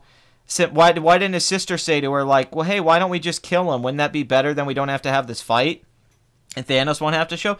Like, Doctor Strange, the decision he makes with the Time Stone. That makes sense, because he saw 14 million outcomes, and the one outcome that worked apparently had Tony Stark, and it worked this way. So Doctor Strange's decision is based in logic. He goes, I have to do this even though I don't want to. But for what they do with the Vision doesn't make any sense, because they don't ever talk about it. It just would have been a more dramatically fulfilling movie. Imagine if Cap's running out in the field with T'Challa, and he's like, I don't want to do this. We shouldn't do this. And he's like, we don't have any other option, my friend. This is the only option we have. We have to do this. That would make the characters have depth. That's depth. To just say the characters go, you know what, it doesn't matter. Not sure if this is relevant, but Infinity Gauntlet was basically what happens when you give the villain plot armor. Yeah, it made them not superheroes. It made them kind of the villains of the story, which I guess could be interesting, but this kind of goes against the point of like what Spock does in Wrath of Khan or movies like that do have good writing and when characters do things that make sense. Oh, no, it's not nearly as bad. Let's get to the... But we'll get back to that later. But my main point on that is that there's better ways to handle the writing. They did it in a very generic way to set up drama and tension without earning it through logic. They did it through emotions. That's when I said I don't like when characters don't do things because of the feels. Because the feels is a poor writing technique to go, well, if the characters feel this way, I don't have to have them talk about it or explain it. And they can just do something that doesn't make a lot of sense when you break it down. That's a very cliche, generic way to write stuff, and a lot of movies do it. It's a trope. Just like Star-Lord at the end. It's like, well, he's emotional about his girlfriend, so he's going to ruin the plan that we have this perfect thing set up. That's a cliche storytelling device that I've seen thousands of times. That's what I was saying. For a Marvel movie, that's not bad. I accept that it's a Marvel movie, and they don't really have great writing. But don't try to convince me that that's supposed to impress me or be something overwhelming. That's silly. That's very silly. And it isn't the kind of stuff that I watch movies for. I don't consider that art. And it's just no. But anyway, let's go through. God, I think the show's already gone on for, 50 minutes, and I haven't said anything about the box. We're just going to ignore everything else. Isle of Dogs dropped big, 60%. That movie's done. Traffic dropped. Ready Player One, 67% drop. Everything dropped this weekend. Infinity War ruined everything for the other movies. Ready Player One's at $545 million. Blockers, huge drop, 56%. Truth or Dare, huge drop, 58%. Super Troopers 2, 76% drop. That was expected. All the fans came out opening weekend. Black Panther, 11% drop. I guess you can't hurt Black Panther. So that's pretty funny. It's funny that's playing at the same time. Rampage, 64% drop. Hurt every movie that was out, but still 334 million worldwide, so that film's doing all right. I Feel Pretty, 49%, A Quiet Place, 49%. And A Quiet Place had been holding well in the 30s, and even this weekend, but A Quiet Place is still a huge hit. Infinity War sucked all the air out of the box office, but let's finally get to the box office of Avengers Infinity War, and I'll stop ranting about the movie. But I kind of wanted to do this to clarify some of those points I was bringing up. People think that I was criticizing the movie for having characters do things based off their emotions, but I was criticizing their writing and those tropes in storytelling that I don't think were subverted or they did anything fresh, and this idea that one man's life matters more than half the universe. That doesn't make any sense to me. And I don't buy that these characters would do that because they've all been in situations before where they've been willing to sacrifice themselves. And then the moment they are willing to kill people is the moment when the story requires it for dramatic tension, because that's the moment when Thanos shows up and stuff like that. It's very cliche to be like, oh, we're not going to do this thing, but now we're going to do it. And it makes a lot of the movie feel pointless or weightless like it could. It could have more tension and more drama, but they avoid that by sticking to cliche story beats so a little kid could understand it. It's made for children to understand. That's what the movie's made for. It's for a young child to be like, oh, I get this. They don't want to kill their friends, so they don't do this. It's not a deep exploration of morality. So Avengers Infinity War, 250 million, 630 million worldwide. Now, if you remember when the first Avengers opened, after 2 weeks it made like 300 something million, and the worldwide opening was 600 million with the $200 million opening weekend. This is bigger than that because this was first week. So in the first week, this film's already made $380 million foreign, $250 million domestic. This is a film that has a $300 million budget. It probably has $150 million in marketing promotion like that. So this is a $450 million film. So to break even, they definitely probably need to make $700 million, $650 million around there. I'm assuming, because this is an expensive movie. And then you have to think about some of the back end that some of the actors have. I'm sure Robert Downey Jr. got a big payday from this movie. But if the movie's opening weekend is $630 million worldwide, this film's not only going to break even, it's going to make some money. This looks like a film that could make $2 billion. This could be the first film since Force Awakens and Avatar, which has had to do that. This looks like a film that's going to easily pass the first Avengers, $1.5 billion. And a lot of people were debating if this film was going to pass Black Panther. Well, it is, at least worldwide. Is it going to reach that domestic total of $688 million and $700 million? I don't know. That's up for debate. But I think the word of mouth for this film is excellent. I think, just going off my audience reaction, people seem to be loving this movie. It's a little long, so that might hurt some of the show times, that Force Awakens was a shorter movie and Black Panther. But this film's easily going to make over $600 million domestic, and I mean easily. And worldwide, this is easily going to make over $1.5 billion to become the biggest Marvel film and the biggest superhero film of all time. I think, theoretically, this movie should be able to make $2 billion. If 380 million is the foreign total, then this film should be able to break $1 billion at the international box office. And if it could make, and it should be able to do well over that. I'm talking like 1.1, 1.2 billion at the international box office, like a Fast and the Furious movie. So if it's able to do that and it makes like 700, 800 million domestic, then you're looking at a film that's going to make about $1.8 to $2 billion worldwide. So Marvel's going to make a profit off this. How much is the question?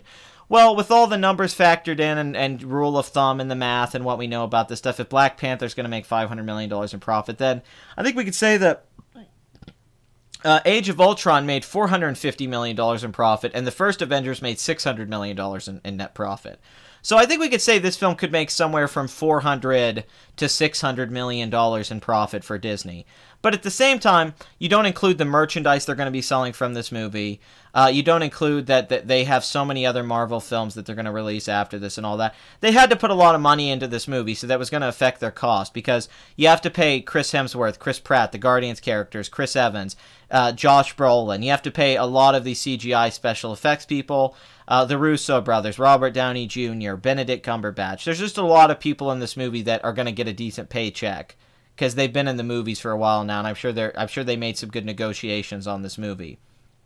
Not just that, you have to film a movie that's so big like this, so that, it's an expensive movie. There was no way they were going to be able to make this for like $200 million. So that's going to affect some of the profits, but it doesn't matter, because Marvel consistently, they made so much money off Black Panther.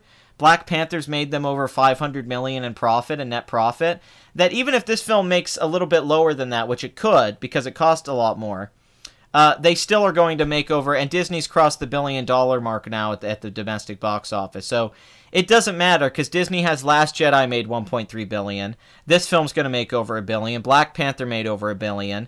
Aladdin's going to make a lot of money. The Lion King's going to make over $1 billion. So consistently Disney has films coming out. Then you got to think they have amazing, they're going to have Spider-Man Homecoming 2. They're going to have Black Panther 2. They're going to have Solo's already being estimated to open to $150 million. They now own Fox, which means they have the X-Men franchise. They have Deadpool. They have the Fantastic Four. So Disney basically is the most successful studio ever. This is the most successful thing that's ever happened in the history of Hollywood movies. This box office and how popular this is and how this has lasted a decade changed movies in the same way Star Wars did, and then one generation had Lord of the Rings and Harry Potter. That was my generation.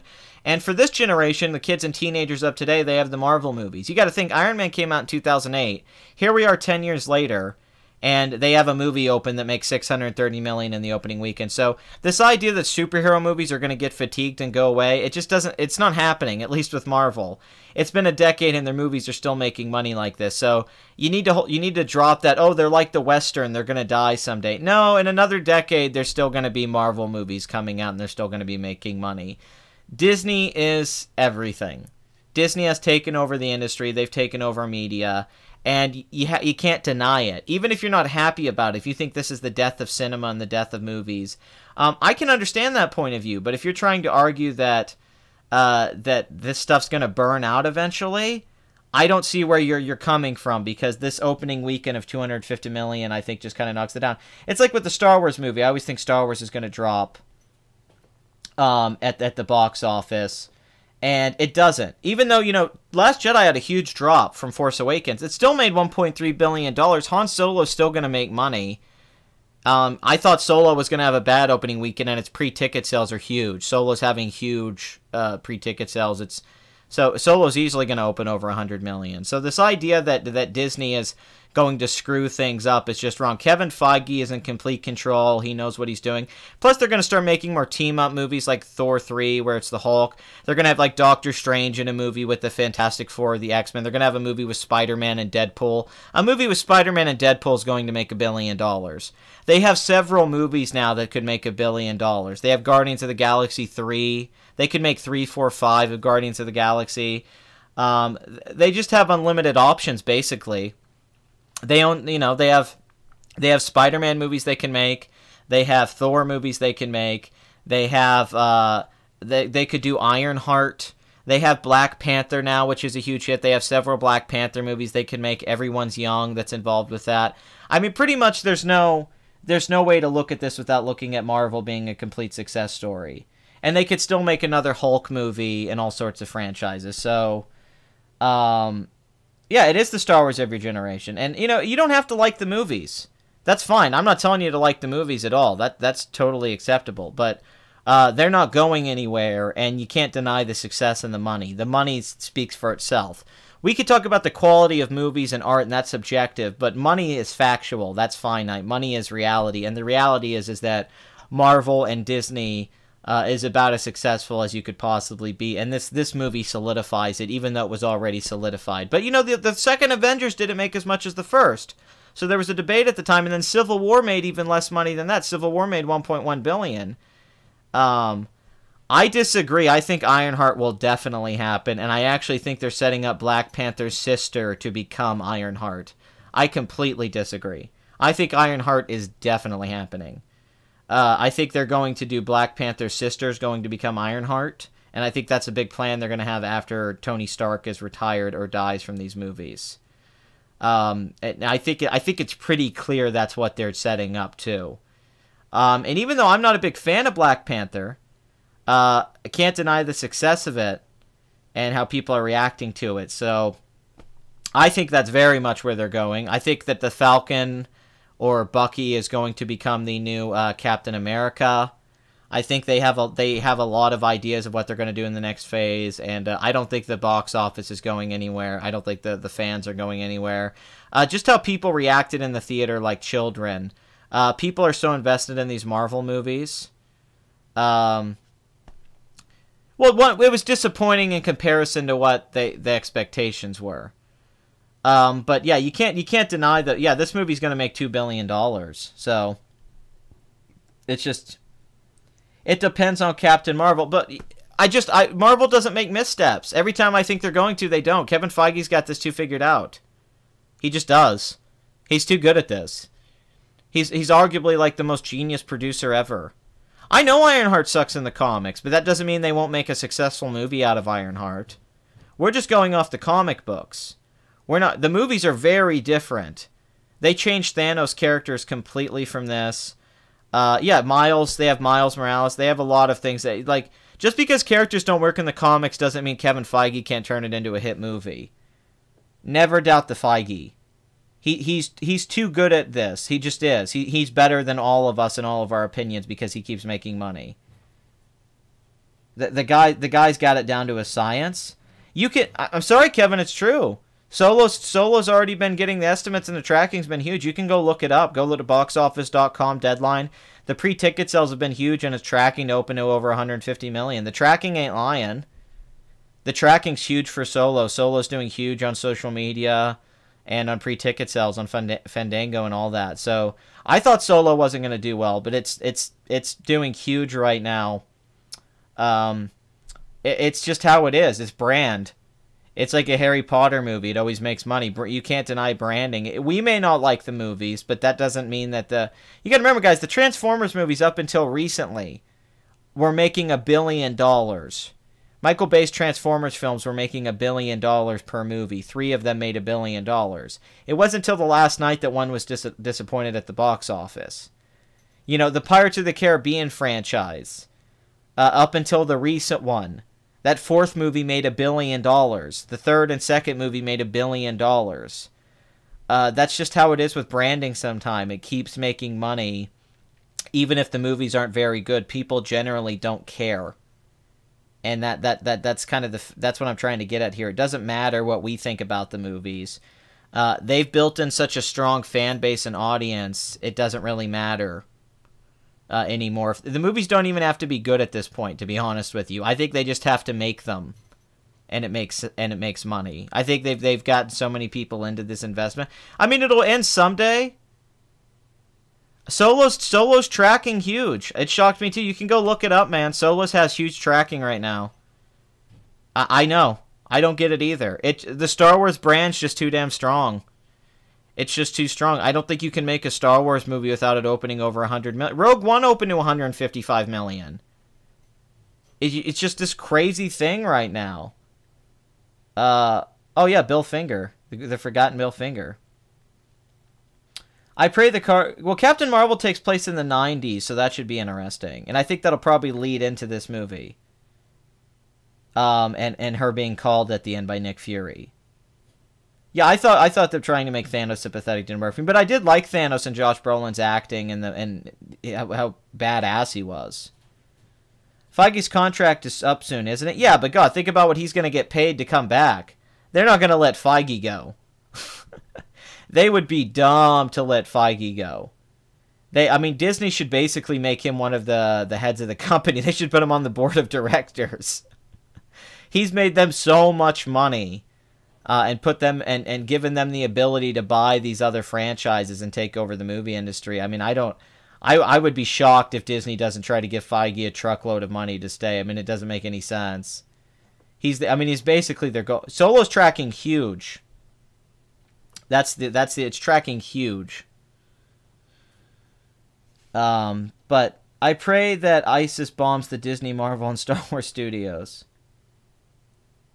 Christ, you've hit 51 active viewers. Oh my God, 51! Yeah, I don't think I'm gonna die. I think I'll be dead before there's no more Marvel movies and Disney isn't. I think it'll be a long time. Yeah, I thought Solo would have bad tracking too, but it's tracking really well. What would Cartman do if he had an Infinity Gauntlet? Erase the Jews, including Kyle? Yes. Yes, he would. And he would make Kyle lick his balls. Suck on his balls. I love that. What would Kyle do? I would love if Cartman had the Infinity Gauntlet. Maybe they'll do an episode like that next season. That's funny. For the Russo brothers, this is huge. These are guys who came in from television and Miyu and Dupree, and they did Winter Soldier, which made $760 million. Then they made Civil War, which made $1.1 billion. Now they're doing these final Avengers films, and this is huge. $630 million in the first week. You know, this is absolutely crazy. And then if we're really gonna look at this too, I mean, let's just go look at what Kevin Feige's done since he's been at Marvel. Now, Kevin Feige's been around a long time. If people don't know that, if you actually go back and look, he was there at the first X-Men and Daredevil and X-Men 2 and Hulk and the Punisher. Spider-Man 2 is an executive producer. Elektra, Fantastic Four, X-Men. But they said that he learned a lot of lessons from working on all these films and started to figure out how they needed to do it. And that was kind of the idea behind the Marvel Cinematic Universe, was his experience working on these other films, which I believe. He saw where they made mistakes and how they're like, oh, wait, we need to cross over the universes and mix this together, and then one day we can make an Avengers film. And I don't think they thought it would work. I think it was always a series of risks, and it just paid off. And I even think when they were making Age of Ultron and some of the other movies, they weren't sure if Thanos was going to work or pull it off, but they did. So let's get here. Kevin Feige comes out, works on Iron Man with Jon Favreau. Huge hit, $318 million. Then The Incredible Hulk's a big disappointment, doesn't make a lot of money, $134 million. Iron Man 2 makes less than the first Iron Man, still makes money. But then we get Thor. Thor's a hit, a character people thought wasn't going to be able to be translated, makes $450 million. Captain America: The First Avenger makes $176 million. Now, this film cost $140 million and made $368 million worldwide, so it wasn't a very big hit, but they still made decent money. But then you got The Avengers, which came out and made $623 million domestic and $1.5 billion worldwide. The great Joss Whedon. And $220 million budget. This film made them $600 million in profit. The years of hype paid off. They were able to sell audiences on Thor, on Captain America, on him working together. They introduced Black Widow in Iron Man 2. They introduced Hawkeye and Thor. They recast the Hulk even. And then because of how Joss Whedon wrote the Hulk and presented him in this movie, the Hulk became more popular than he'd ever been in a movie before.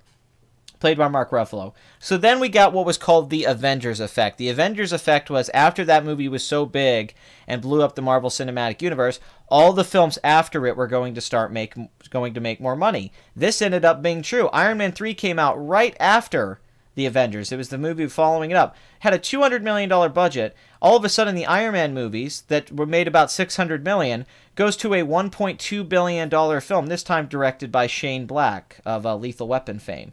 So $409 million domestic, $1.2 billion worldwide, $174 million opening weekend. So the Marvel Cinematic Universe just shot up there. So then we go to Thor: The Dark World, which is a film that is hated. One of the worst reviewed and poorly received films. I think the worst MCU film by far. $170 million budget. Alan Taylor, the Game of Thrones director. This film opens to $85 million. Makes $206 million domestic with some bad word of mouth, which is filmed out, but still makes $644 million worldwide. So the film makes a lot of profit. Then we get Winter Soldier, critically acclaimed movie by the Russo brothers. $170 million budget. Now, remember, the first Captain America made $368 million. After the Avengers, Winter Soldier made $714 million. That's a huge jump for a sequel. It's not quite Batman Begins to Dark Knight, but still, that's a huge jump. It looked like Captain America was only so popular, and then after Avengers, and then this movie, Captain America shot up to huge popularity with audiences, not just domestically, but worldwide. So you have a $95 million opening weekend, which was huge, $260 million domestic, over $700 million worldwide.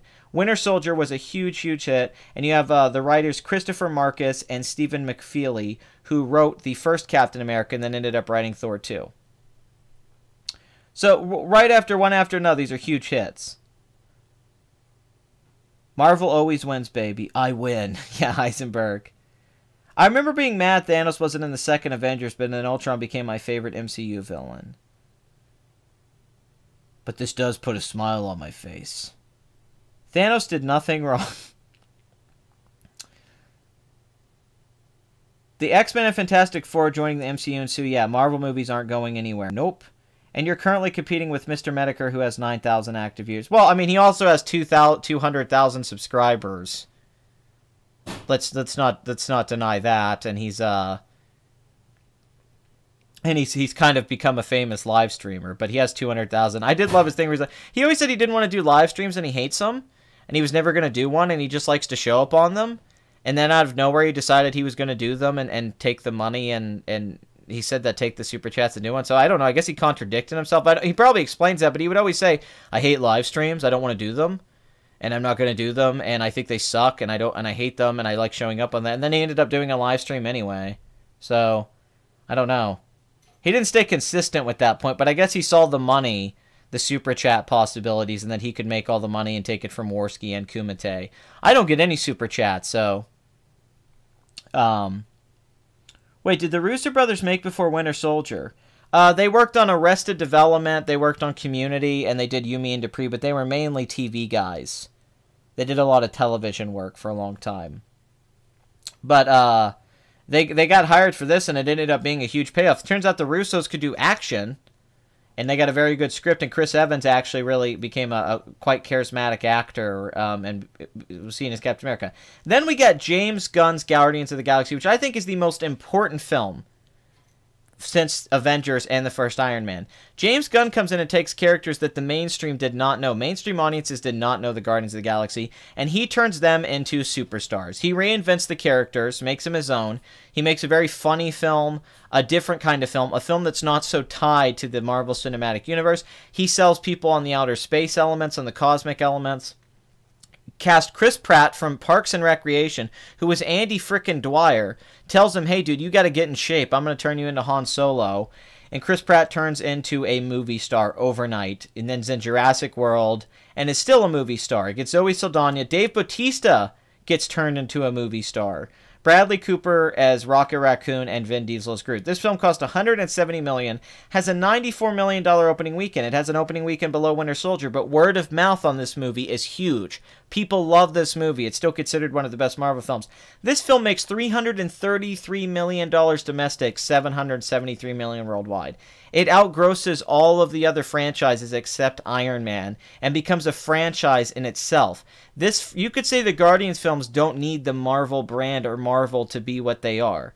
With a great trailer, the element of surprise, and merchandise that's just going to sell like crazy with the children, with Groot and Rocket Raccoon, this film solidified Marvel in its place, that Kevin Feige and the directors he could hire could come in and do new things that weren't tied to Iron Man or the Avengers universe, and it could still become a mega blockbuster, and it did. James Gunn is as important to the Marvel universe as anyone else who's worked on the movies.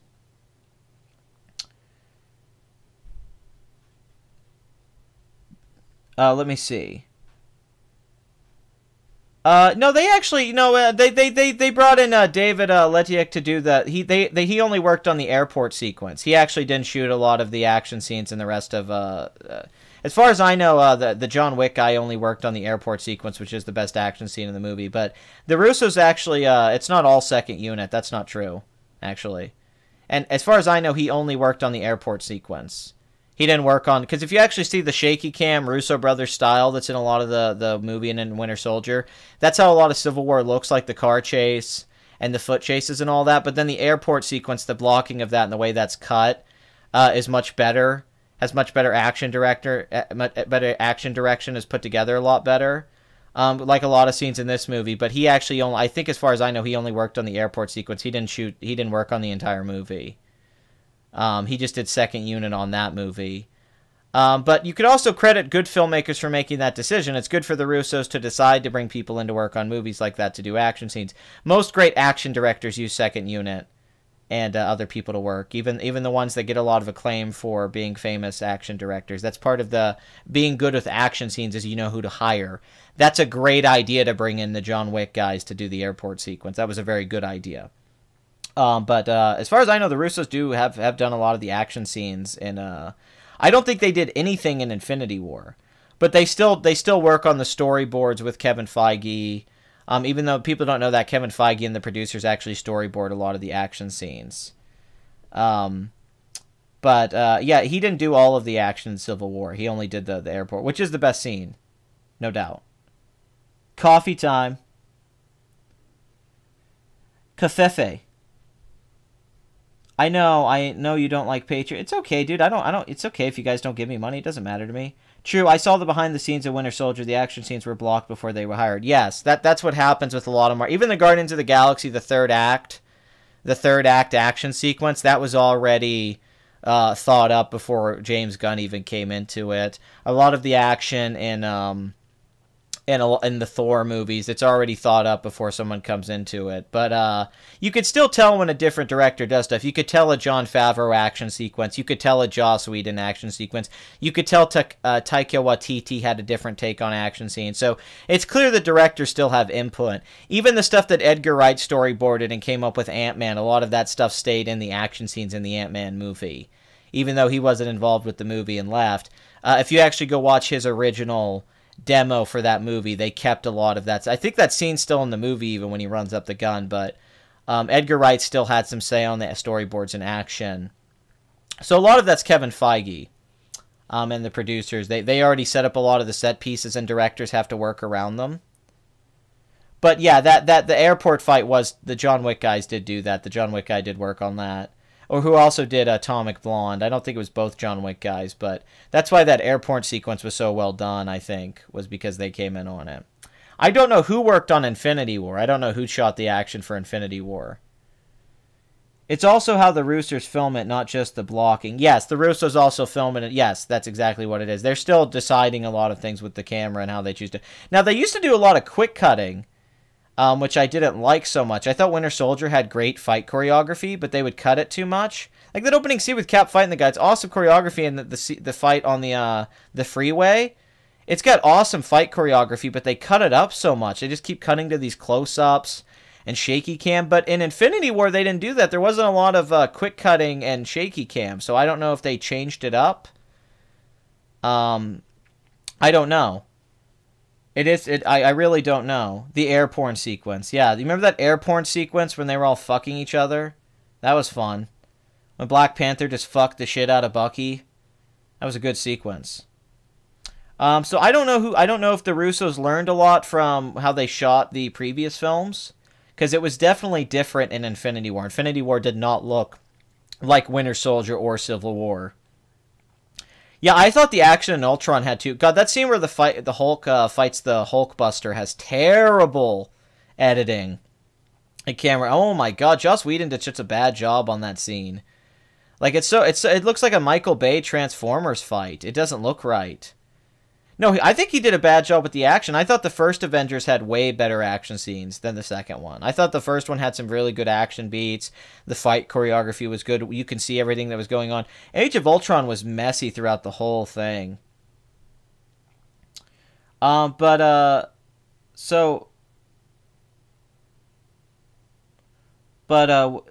me see. Let me go through this again. We're going through the box office. Guardians of the Galaxy, important film. Ant-Man, after the controversy with Edgar Wright, not the biggest Marvel hit, but makes $130 million. Has a $130 million budget, makes $180 million domestic. Okay, folks, this money, folks. All right, look at this, gang. $519 million worldwide. Okay, folks. The idea that just because this made $500 million, that's not as impressive as the other Marvel movies is pretty ridiculous because it's Ant-Man, folks. Okay, gang. All right, it still made money. It had a $57 million opening weekend. Okay, and it held well, in $180 million. Now they have a sequel, gang. And then after Civil War, his character's more popular. All right? So Kevin Feige knows what he's doing, folks. Okay?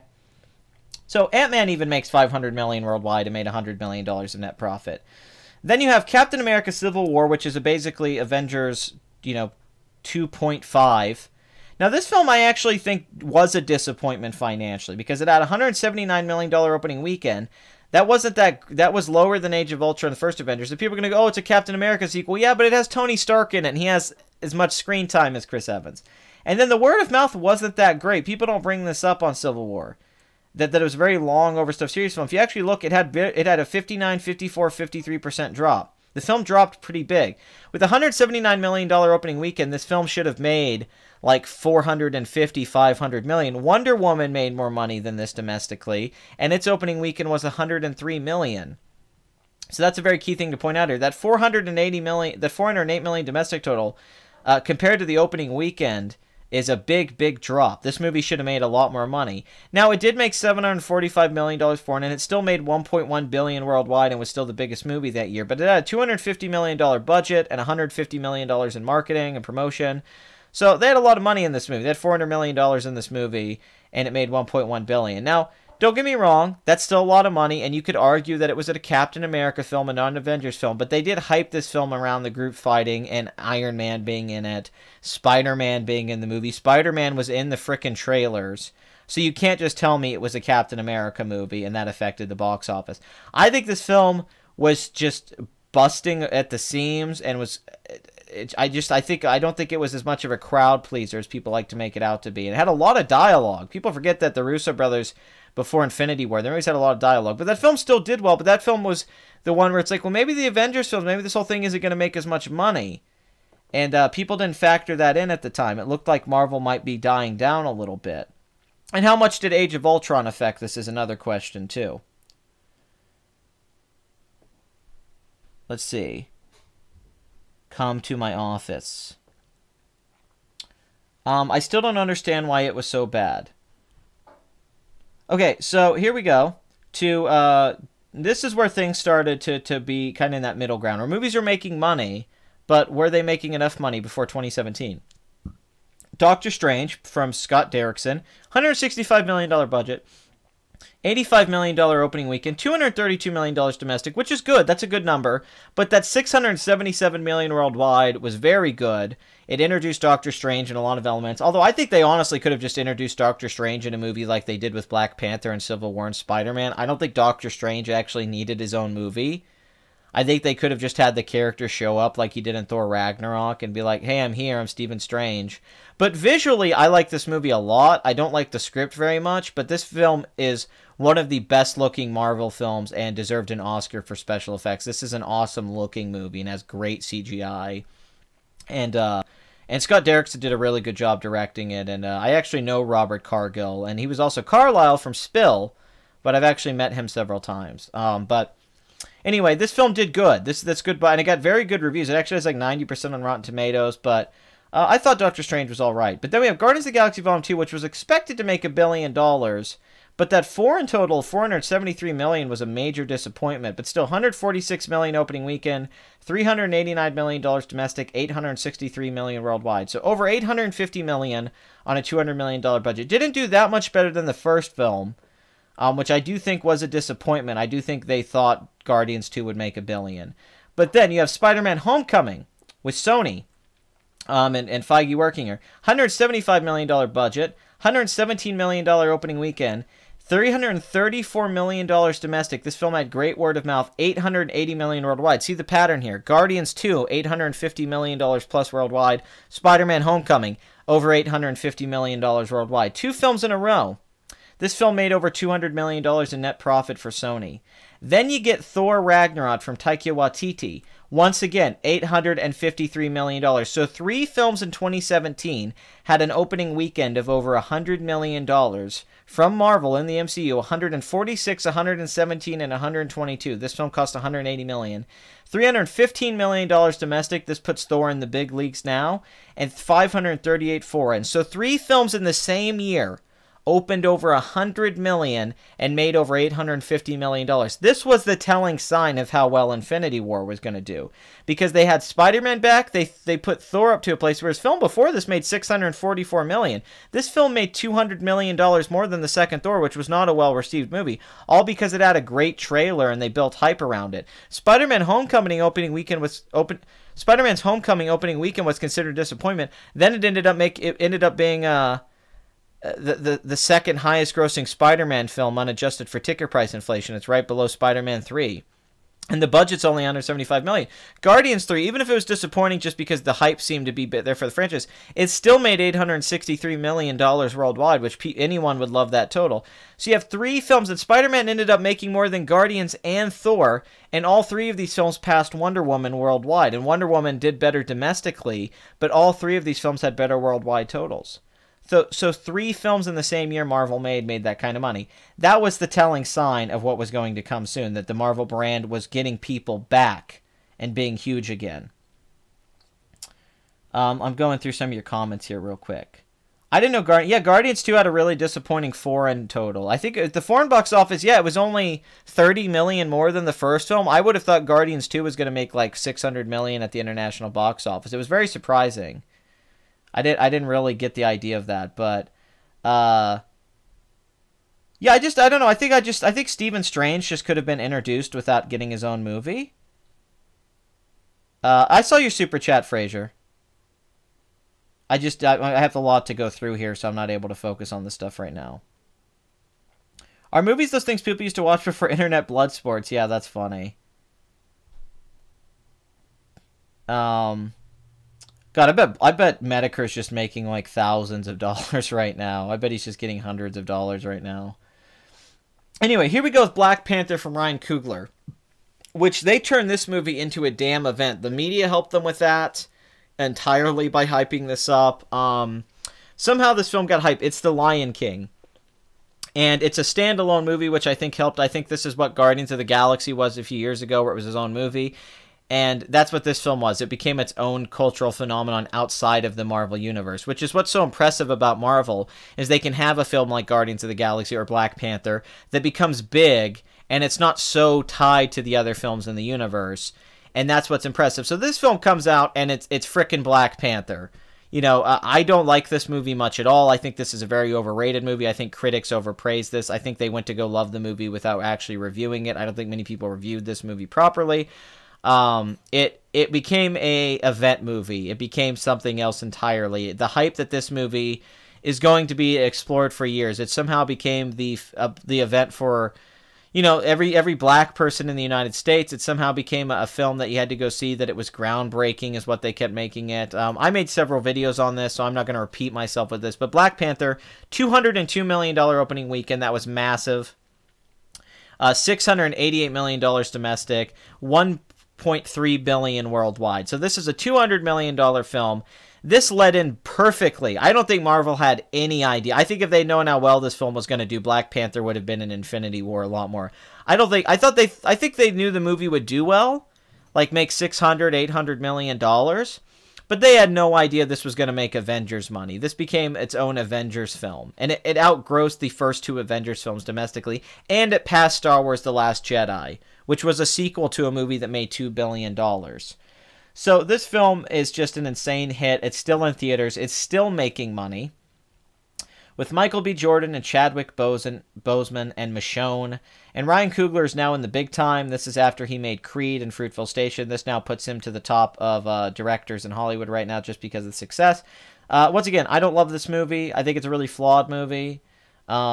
I think a lot of the hype for it and things were misguided, and I think it was the media push and a lot of things like that. But you can't deny it. Great marketing. It became a cultural event. Kevin Feige and the team involved with it pulled it off, and this had to exceed their expectations. So before Infinity War comes out, they already have a film that makes $1.3 billion. Also, Disney in general, their marketing team and how they release stuff is really the best in the business. I mean, Beauty and the Beast made $1.3 billion. The Jungle Book made $965 million. Finding Dory made $1 billion.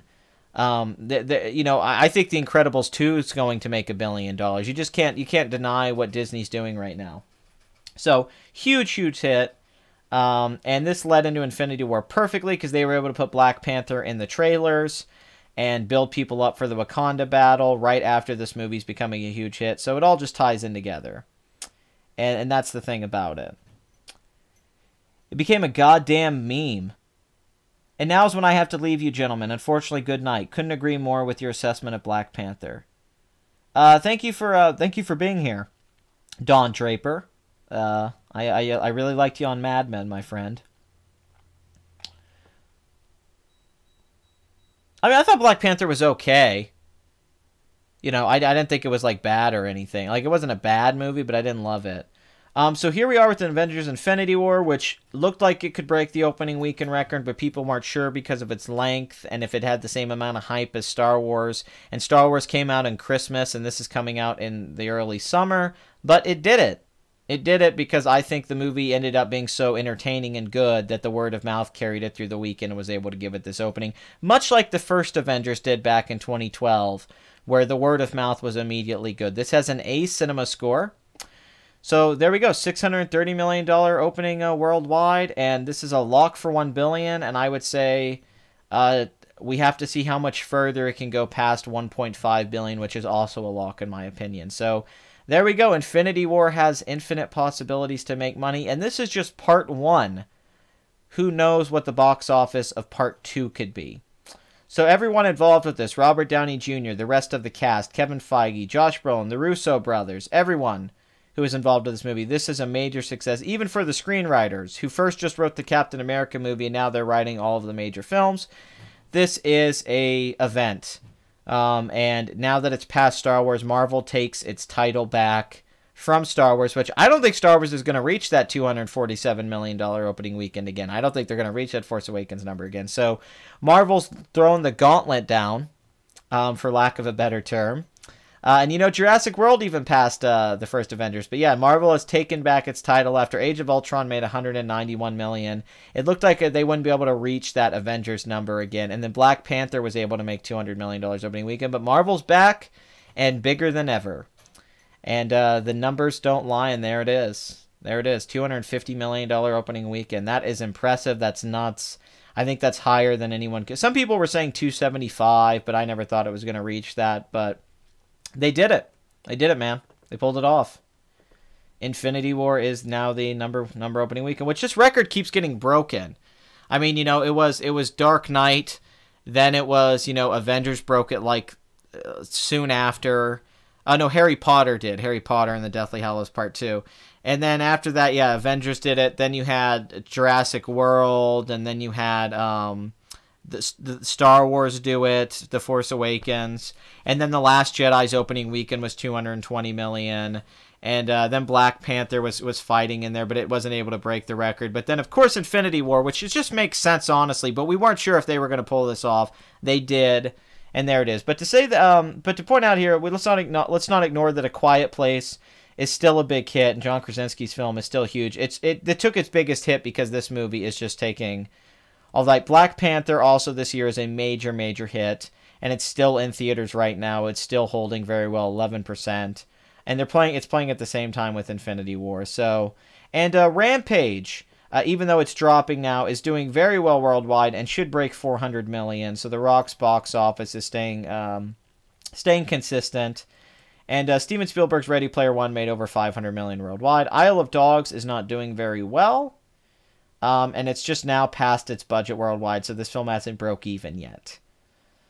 And everything else is really not worth mentioning, like Chappaquiddick, A Wrinkle in Time is a bomb, Tyler Perry's Acrimony.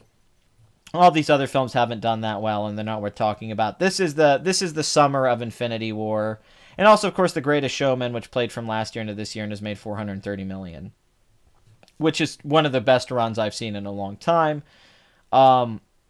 It's the year of Disney.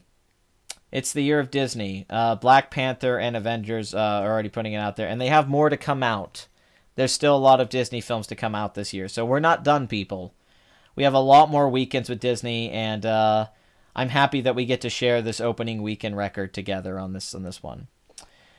The $1 million question: can Infinity War sequel break the $2 billion? That's the question. That's what we have to see. Can it break $2 billion?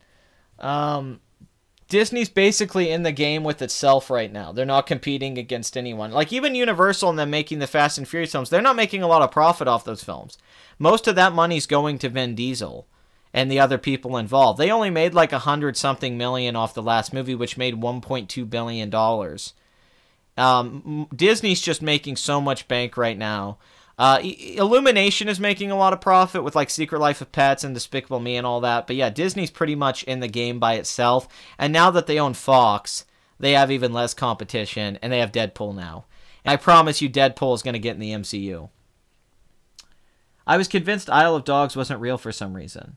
Are you going to see Solo? Well, I'll have to. I got to review it. So yeah, I'm going to go see it. Yeah, they're definitely going to market Part 2 as the finale. And the ending of Part 1 sets up Part 2 to be a big hit. Do you put it past Marvel to make a Howard the Duck movie, a remake, fudging how people in your theater were acting?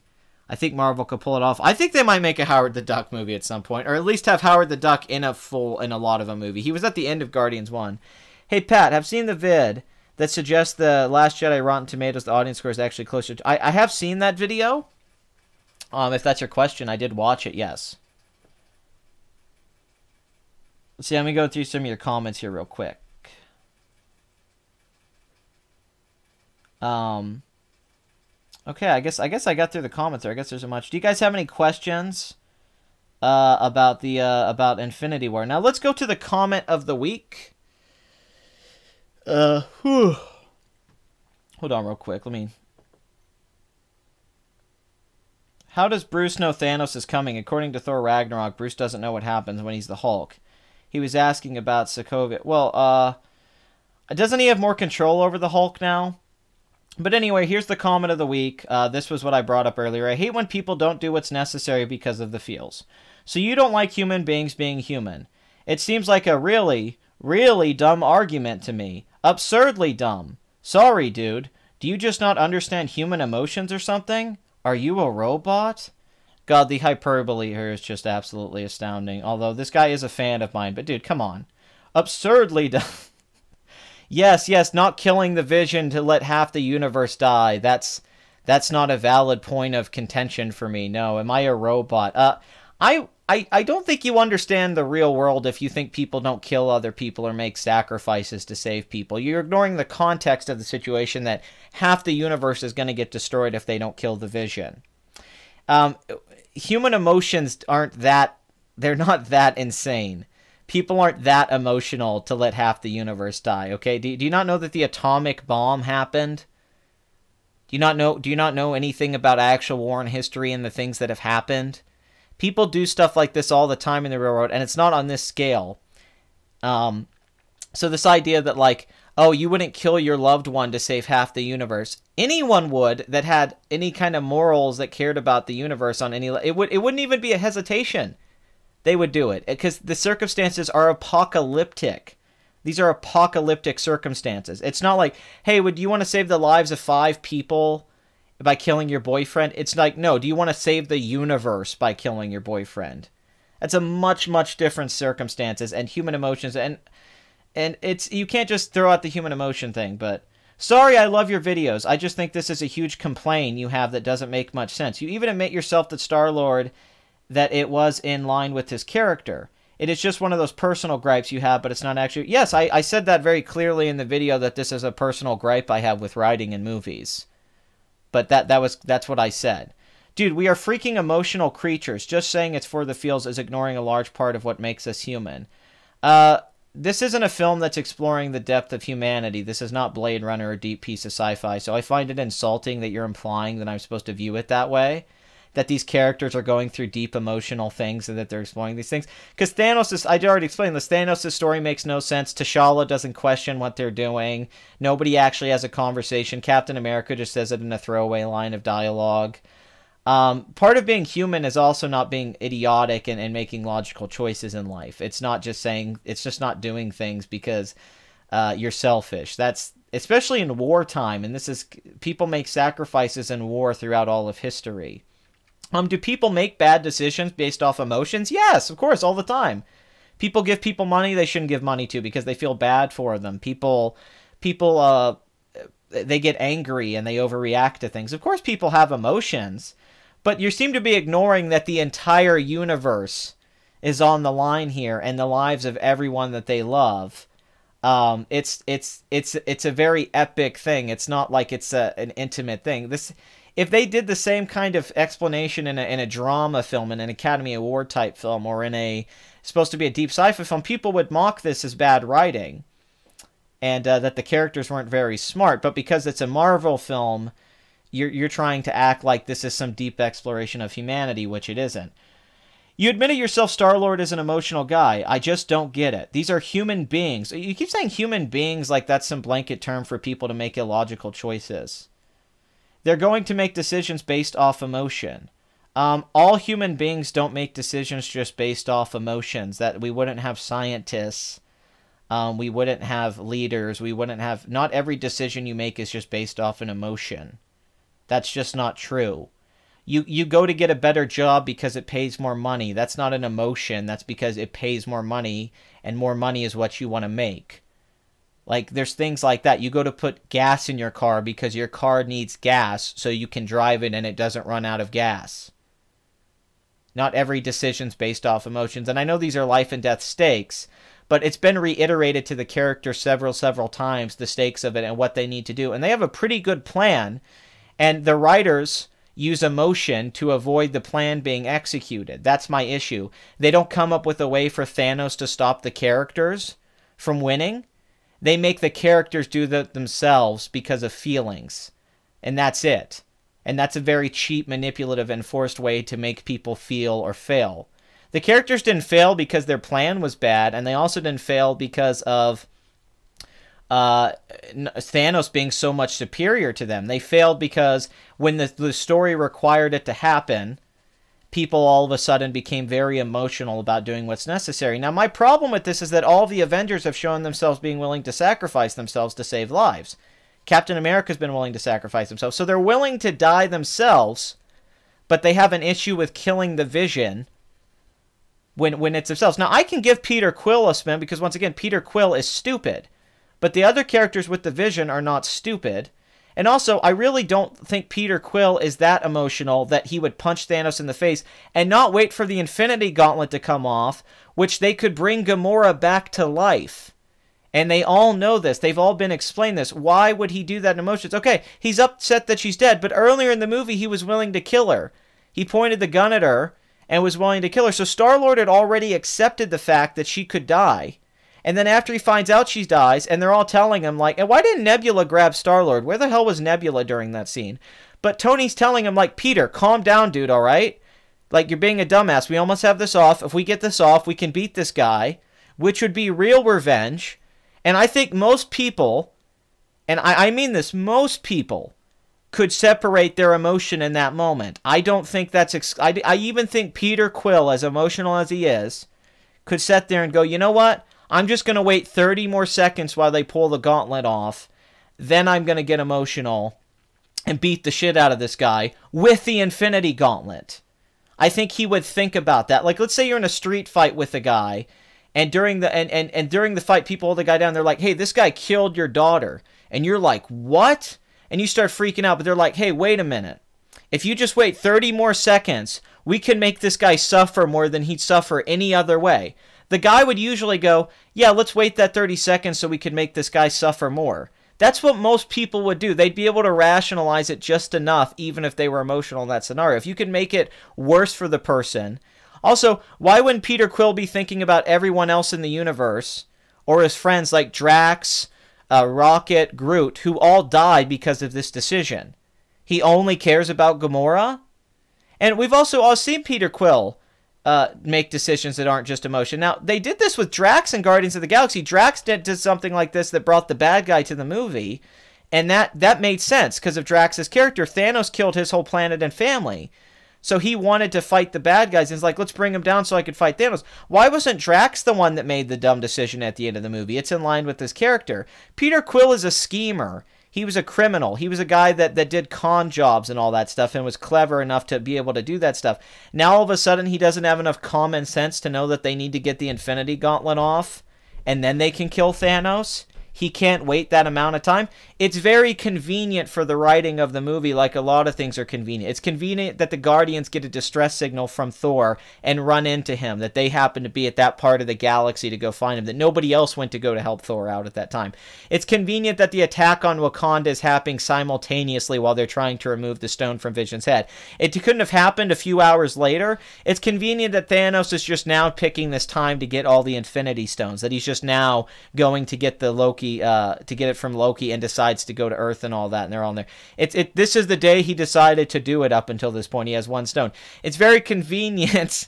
Like, there's a lot of contrived writing here that gets a pass because it's convenient that Peter Parker is in a school bus and sees the ship up in the sky at the same time that Iron Man and Doctor Strange see it. It's very convenient that they send the Hulk down to Doctor Strange's house to crash through the door. All of that's very convenient. That's what I'm getting at here. There's a lot of cheap writing tactics used in this movie. Corrected scene. They take the glove off, knock them off, and then takes it back before they can... Exactly, that would make the scene better once again. If they took the glove off Thanos' hand and he still won, that would make him more of a badass, and that would make the scene more intense, because you would think they win. You would like, oh, they won, and then he still gets the upper hand on him because he's that strong. He still, like, he beats them up and puts it back on.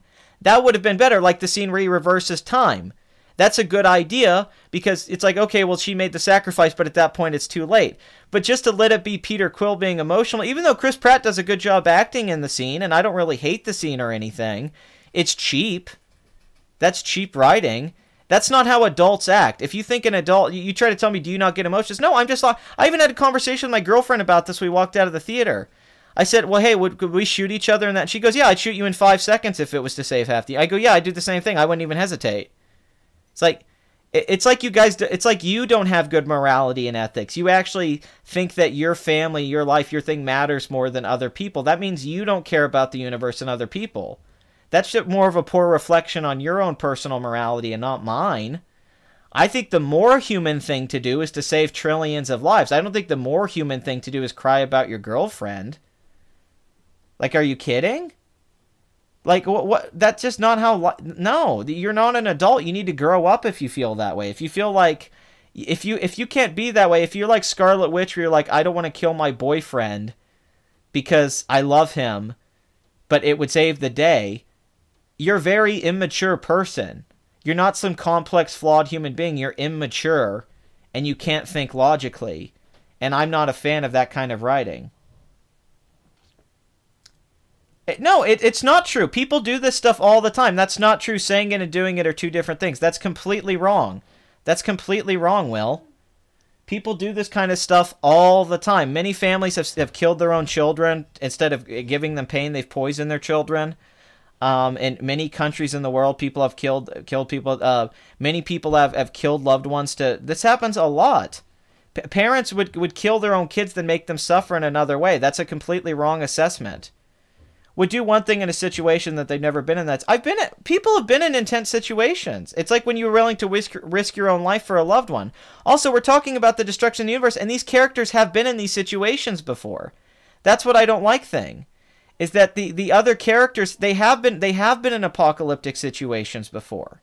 They've all been in these situations where they have to sacrifice themselves, and they've already made this choice before. This is not new to the Avengers characters or these characters that they have to watch people die. They're okay with killing people. They've all been in war. Captain America was in World War II. And then they've all been willing to die before. So I don't agree with that this is a new situation. Yeah, it's to say that nobody... Yeah, no, if you're a human being, you have to do it. That's what it is. You just do it. People have killed a baby for their... Yes, this has happened in the real world a lot. You can just read stuff about this. This is not uncommon. People do this stuff.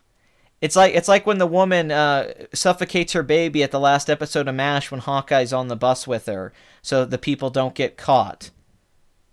Killing an enemy is not the same as killing a comrade or a loved one. Yes, but people can still do it if the circumstances are right.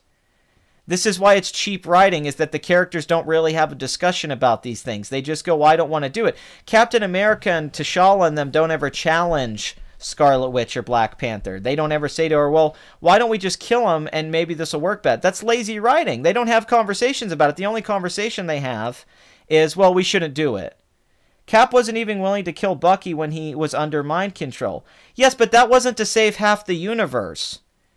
That was a situation where his friend was wrongly accused of something, and he couldn't kill him because he knew Bucky was in the right, and it wasn't right to do that.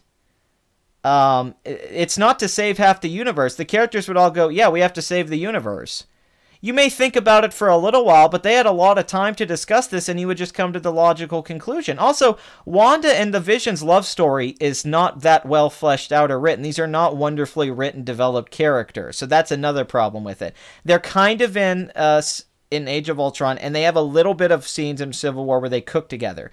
But at the beginning of this movie, they've just been gone like 2 weeks together, and he's like, I feel you. And then that's the whole thing of their relationship. We don't know their relationship. We don't know that much about Wanda. We don't know that much about, we don't know that... Yeah, but even that wasn't to save the universe. In Winter Soldier, he didn't want to kill his friend because he knew he could bring his friend back. And the circumstances were, yeah, Hydra taking over, but Cap had another plan. And in this movie, trillions of people are going to die. You have to change... The context is different in this movie. It's not like personal stakes anymore. It's universal stakes. That's why the characters feel really weird. Any reasonable person... Exactly. It's just being reasonable. It's not... It's like, do you drop the atomic bomb? We did. And you say that I couldn't do... Yes, I could. I could easily kill a loved one in this circumstances. I'd have no problem killing my loved ones to save half the universe, and I think most people wouldn't. And I'd have especially no problem killing a robot to save half the universe. And once again, I was just saying I don't like writing like this. I'm not saying it's totally bad. I'm saying I don't like when screenwriters use this kind of stuff. Instead of thinking of something else that might be more interesting, they just rely on the cheapness of human emotions instead of actually telling a story. They're like, well, the humans feel this way. And it's like, well, then you don't have to tell a story. And that's my issue. And the problem is, She's willing to kill Vision at the end anyway. She goes to do it anyway. So it ended up being pointless. And she didn't stay up and protect Vision, so the people were able to go up and attack. They were able to go up and attack and kill him anyway. And yeah, it's just, so it's like, wait a minute. So your plan is, let's keep the Vision up in this thing and you protect him, the most powerful person. While you're doing that, all the Wakandans are going to risk their lives. Thousands of people in Wakanda are going to risk their lives to die. That's what I said. It's her dildo. She didn't want to kill her dildo. Yeah. The Vision's her dildo.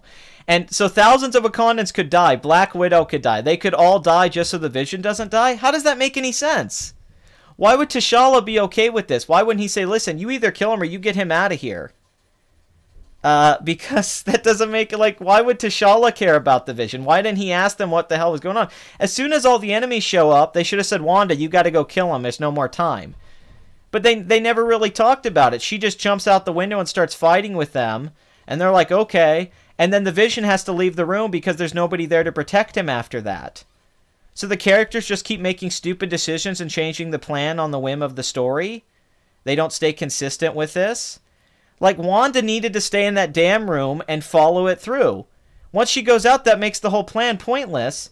And it's like, okay, so she cares about saving everyone in Wakanda and not letting her friends die, but she also can't protect the Vision at the same time. They keep contradicting themselves. Like, you have to pick something. I said, I think the context of the situation makes the choice comes across as convenient and forced. Every bad movie could use this excuse. Exactly. Every bad movie could use the excuse that people feel this way, and then you don't have to actually explain something why people make bad decisions. You could just say, people feel this way, but that's not good writing. I think it makes sense considering the characters who made the decision. Sure, it was strange and stark. I never would have bought it. But Doctor Strange did make a decision like that, but it was based in logic because that was the only outcome that made sense. Not for a second, but Scarlet Witch and Captain America, I can 100% buy it coming from them, especially because they had a very convenient alternative right in front of. Yeah, but the alternative didn't work.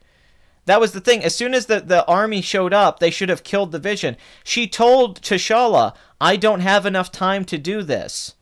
There's not enough time. So once they realized that, they should have said, okay, plan B, kill Vision. But they never have these conversations. Vision is the only one who ever brings this up. The movie doesn't explore this. It only does so when it's necessary and convenient for Thanos so Thanos can win. Which makes Thanos winning feel so much less earned because they don't actually explore any of the things that they're trying to play with. Like my point, what if none of them wanted to... What if they all wanted to kill Vision except Wanda? And she wouldn't do it, and they need her to do it. So they're all arguing with her and trying to get her to do it, and they can't do anything.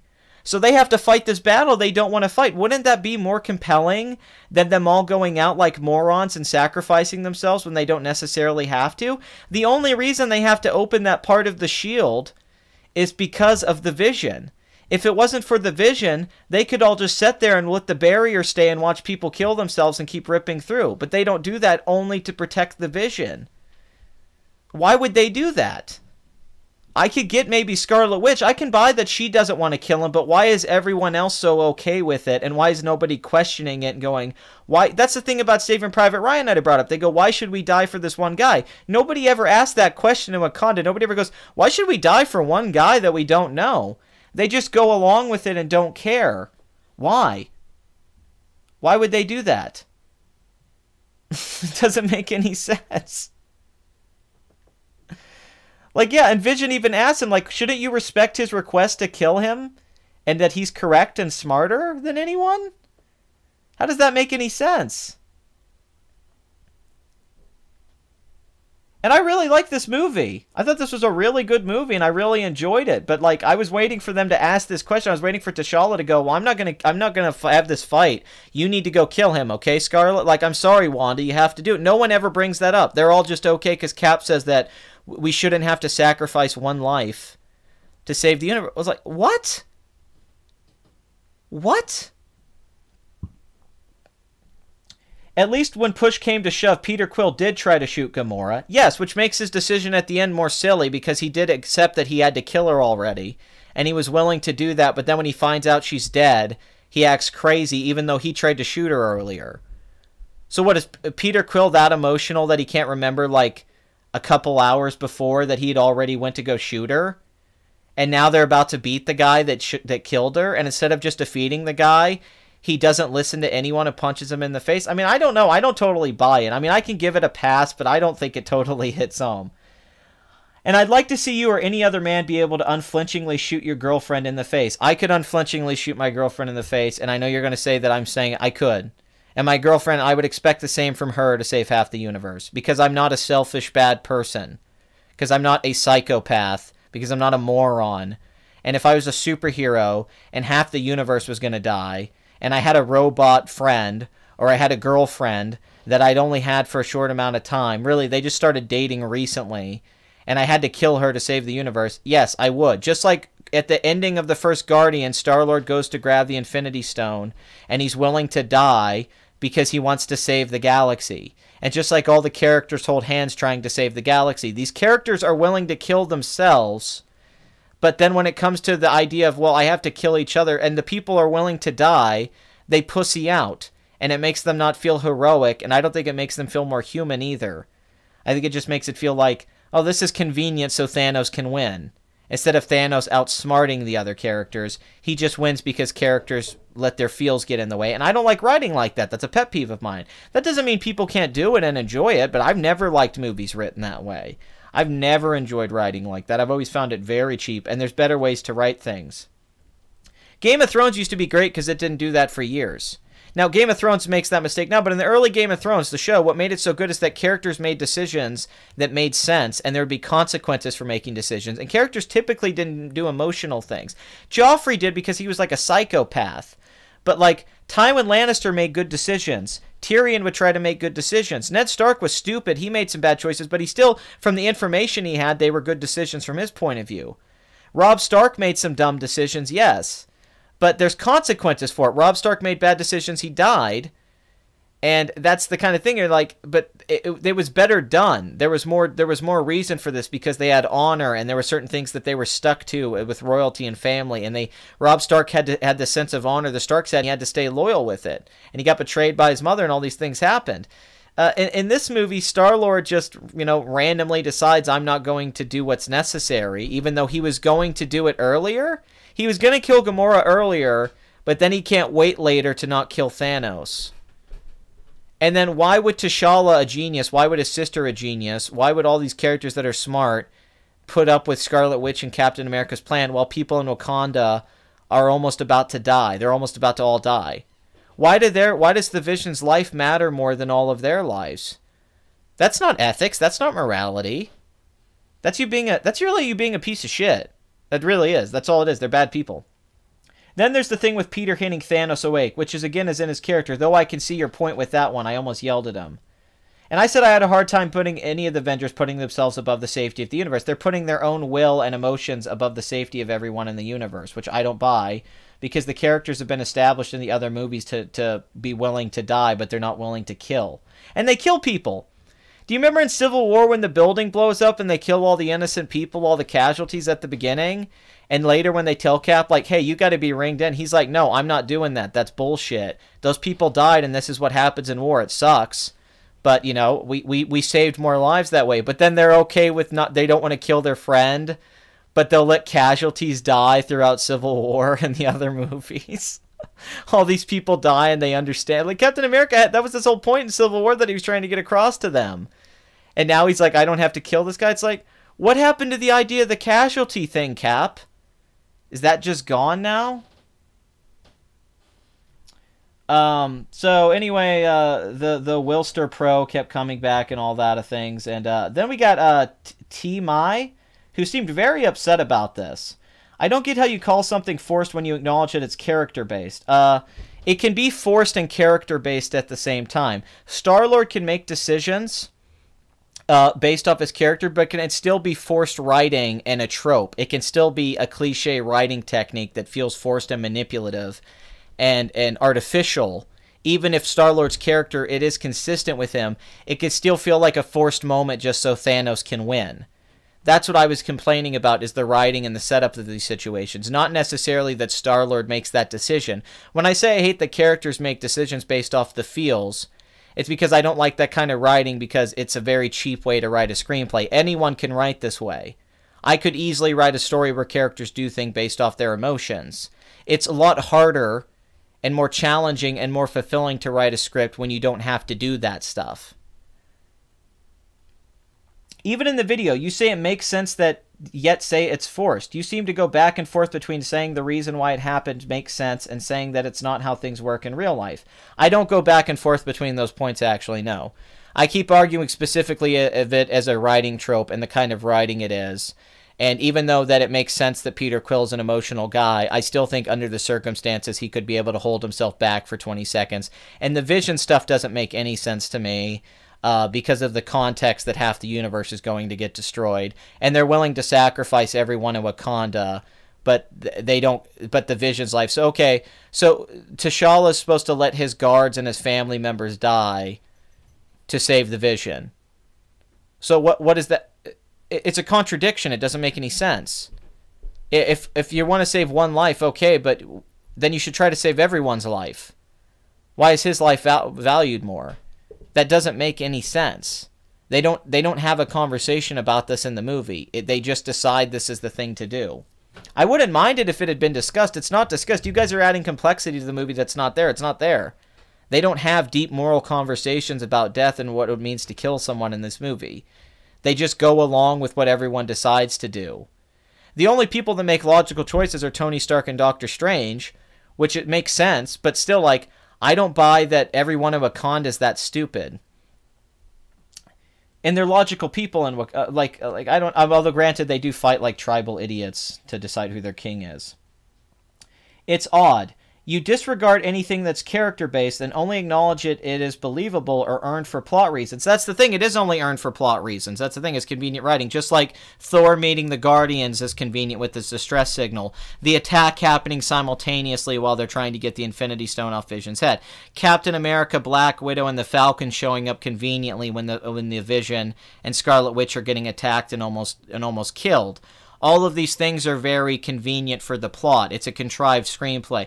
Them going to a place where Peter Dinklage is the only dwarf left, and he can make the weapon for them, and Groot's there, so Groot's able to make the handle for the weapon. That Thor's able to hold the door open. Hold the door open without dying. That's very convenient for the story.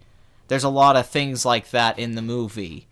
That the Hulk won't come out as the Hulk. That's convenient for them to not have the Hulk in the movie. There's a lot of things like that in this movie. Like, that Peter Parker, once again, is in the school bus at the same time while everything's going on. Like, I don't know how you don't see those things. It's a very contrived screenplay. It still works despite that, and it's a very entertaining, tense, fun movie. Like, I don't think it's bad because of that, but these are things that you point out if you're trying to find some criticisms. I'm sorry I didn't give the movie a 10. This sounds more like I don't like it because I would have done something different if I were them. Yes, I would have made smart choices and written a better script like the one I just came up with where they actually all argue with Wanda, but she's the stubborn one. And the fact that she's the only one that can kill him makes that an interesting point of view. But then she ends up willing to kill him anyway, so to me it makes the whole weight of that situation pointless. And then Thanos just reverses time and gets it anyway. So to me, it kind of undermined a lot of the emotional tension, what they were trying to build with those scenes, because it's not there. And I basically just said to this guy, you don't understand what I said. Something can make sense for a character and still feel like a trope that comes across as forced. It's about the execution of these things, and I found it to be sloppy and simplistic. A lot of people have complained about Star-Lord's decision at the end. That's the thing, I've heard this complaint from a lot of people. It's not just me, but if you like it, if you think that that's okay, that's fine, but I think it's up for debate. I don't think it's as black as white as some people are trying to make it out to be. I think there's a lot more to it. But this Mark J. guy seems to have just loved the movie. And he wants me to give it all the praises in the world. So because everything here, he's just praising the movie one after another. But, oh great, here we go again, Mark J. Oh wait, no, it's more that. Well, Mark J actually, no, one of my, I got it mixed up with the Team I guy. My bad. Mark J actually is very critical of the movie. Mark J wrote this really funny comment I love, is that he didn't watch the movie, but he hates it. He said, I just watched some linked clips of the movie and read a detailed description of the plot, and it's total trash. And then he spends the whole comment crapping on the movie, which is amazing. And he hasn't seen it. I love people like that. I'm sorry, I got him mixed up with this Team I guy. But Team I then wrote another comment, because I guess he didn't want to keep having the conversation down here, which is fine. But then one guy called this movie the Magnolia of superhero movies, which I thought was very funny. That legit made me laugh. Although I get what he's saying, but that was still funny to think about. Like if Doctor Strange came out, respect the cock and tame the cunt. Anyway, T-My. Keeping Vision alive wasn't just feels. Yes, it was. That's exactly what it was. Explained the Vision had evolved beyond just being an Infinity Stone, and his identity was more complex than that. That would make it an emotional thing, that they think of him as a human being and as a complex person, and they don't want to kill him because they care about him. That's emotions. It was set and it was seen as an ethical issue. Saying it's just feels ignores nuance. And I said basically that's a pretty simplistic attempt at an ethical issue. So the lives of Wakanda matter less than his. Those are pretty terrible ethics. So to make it an ethical issue, I don't quite get, because if your ethics are, I'm willing to sacrifice all of my other friends and Wakanda, and I'm willing to kill off half the universe to not kill one person, you have pretty terrible ethics. And you actually don't understand a deep ethical question that actually has nuance. There's not nuance to this movie. And it's ridiculous to state that it has nuance. The only reason they don't kill Vision is because Wanda loves him. That is not nuanced. That is very simple. I love you, so thus I don't want to kill you. Cap goes, you're my friend, I don't want to kill you. That's not a deep ethical question or an ethical issue. And they never discuss the ethics of this like they do in a movie like Saving Private Ryan. They just decide they're not going to do it, and that's about it. And then finally, when the moment comes when she needs to do it, she's willing to do it, which means she had it in her the entire time, but she was willing to let everyone in Wakanda die just to save her robot dildo. Okay, what an ethical person she is, and all of the other Avengers. That's not ethics. That's ridiculous. If that's your ethics, you're very immature, and you've never read literature on this stuff, and you've never taken a class on any of this stuff. It's ridiculous. We don't trade lives. Yeah, that's some silly stuff right there. Like, I just wish people would have questioned this more. Once again, I wouldn't mind this if people would have questioned this more. Like, if somebody would have debated with Captain America and them about this stuff. Even Vision stopped arguing after a point. They should have argued about this stuff, and it would have given it more dramatic tension, but they don't. So you can't say it's an ethical issue because they don't explore it as an ethical issue. Why doesn't Black Panther ask them about this? Nobody does. They just accept it. Cap just says, we don't trade lives, and that's it. That's the end of the conversation. I mean, they could at least have a 5-minute conversation about this. Come on.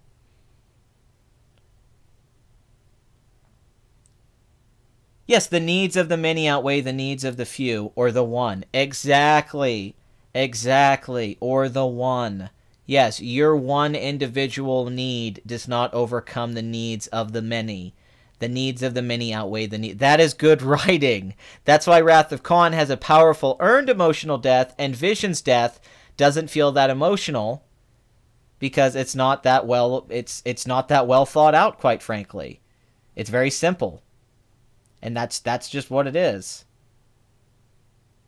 I think they'd have to fight the battle. Yes, but they only let them in because they have that giant force field, remember? And it's working.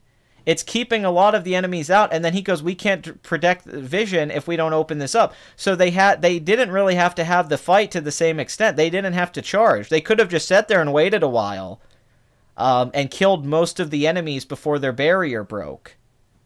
So they never had that conversation. Once again, this isn't stuff that's talked about in the movie.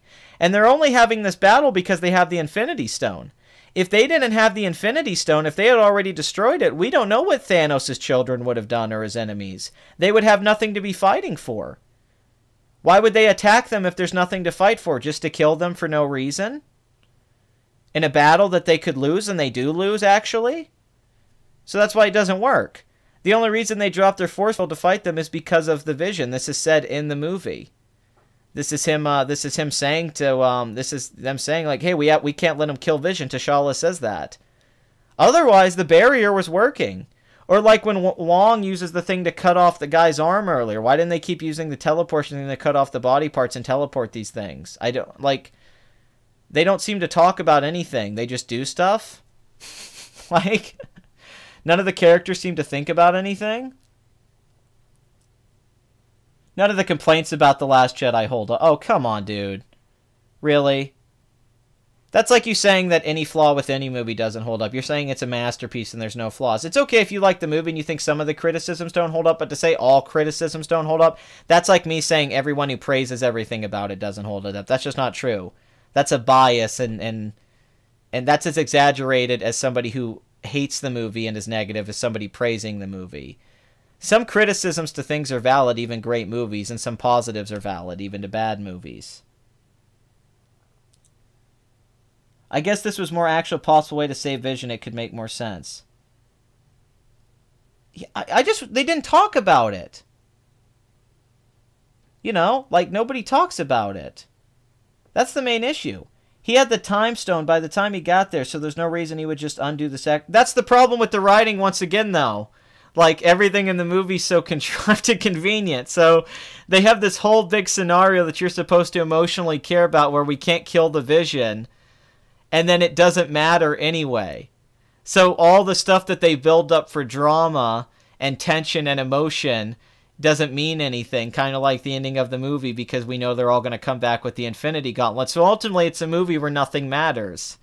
Nothing actually matters, and they can just retcon everything that happens. That's what I'm talking about. That's what I was getting at, is that that doesn't make this a great piece of writing, because none of it really matters at the end of the day, and all the decisions they make don't really matter. You know, like instead of just destroying the Infinity Stone, they just said, hey, well, let's try to have this fight we don't really need to have.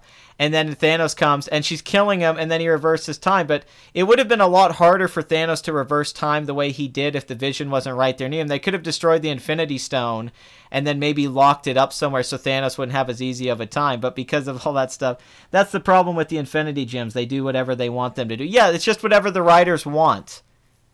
Like, when Thanos needs to warp reality, the writers do it. When they need to use the Time Stone, they do it. When the characters need to have them... Like, instead of killing the Vision earlier, they decide, let's not do that. And then when she does do it, that's coincidentally in the movie the time when Thanos has the Time Stone. That's contrived. That's what I was getting at. That's not very good writing. That's very simple writing. Anyone can write a script like that. They only benefit that they have 10 years of character, so they're able to do this stuff. But if another movie, like let's say a drama, wrote stuff like that, people would call that really bad writing and contrived writing. Like, oh, that's awfully convenient. The moment that she's finally willing to kill him is the moment Thanos also gets the Time Stone at the same time. You know? Oh, Gamora goes with them to this spot so Thanos can get her. Oh, he only has to kill the person he loves to get the Soul Stone. Isn't it convenient that Gamora's with him in that moment? That's sure convenient. If he hadn't had her in that moment, Thanos wouldn't have been able to get the Soul Stone. Thank God for that moment. The whole movie's written that way. You know, oh, thank goodness Peter Dinklage is still there and Thanos didn't kill him so he can form Stormbreaker for Thor. Thank goodness, you know, that's what a lot of it is. It's a lot of like, well, that sure was convenient that happened in that moment. Like, that's not great writing, or I don't think it is. Good movie though. Vision doesn't even have a dick. That's hilarious.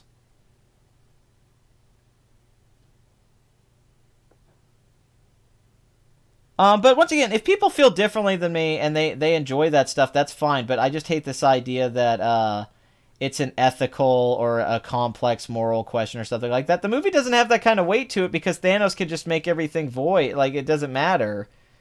And nothing matters at the end of the day. So why should I care? And that was one of my issues with the movie, is that I felt like the emotional stakes were undercut by all of these things. That they didn't figure out a more clever way to have the Vision die and fail. They didn't come up with a more clever way for Gamora to die. They didn't come up with a more clever way for Thanos to win. It all had to work out exactly perfectly for Thanos to win. Everything worked out for him pretty damn good that day. And if just one or two things had went differently, it wouldn't have worked out the way it did. It was pretty lucky for him that everything went the way it did. That's all I'm saying. It was like, damn, wow. Thanos has some hell of luck there. He must have a luck stone. And I don't like writing like that. I've seen that in a lot of movies, and I'm just not a fan of it. He brought her there, didn't he? Yes, he brought her there, but he didn't know that he had to kill her for the Soul Stone. And the fact that she went there and got kidnapped that day by him, I mean, it all happened in the same day. They happen to go to nowhere while Thanos is there. He happens to be able to kidnap Gamora because they're there at the same time that he's been there after the fact. Why didn't Thanos leave already? Why was he still hanging around? Then he's able to take Gamora to the Soul Stone. He doesn't know that he has to kill her to get the Soul Stone. He just finds that out there from Red Skull. That they never established that Thanos took her there for that reason. He didn't know. He didn't plan on killing her. That's what I'm saying. It's very convenient that, oh, wow, I'm glad I brought her here. Damn, I would have had to go back and get her and come back. It all worked out for him pretty well. There's a bunch of stuff like that in the movie. You know, if everything didn't work out that way, it wouldn't go that well. That's very simple screenwriting. Will Adam Warlock be crucified, die, descend to the Soul Stone, and be resurrected? I don't know if they're going to put Adam Warlock in the movie, quite frankly. I have no idea. That's a good question. Who knows? You know.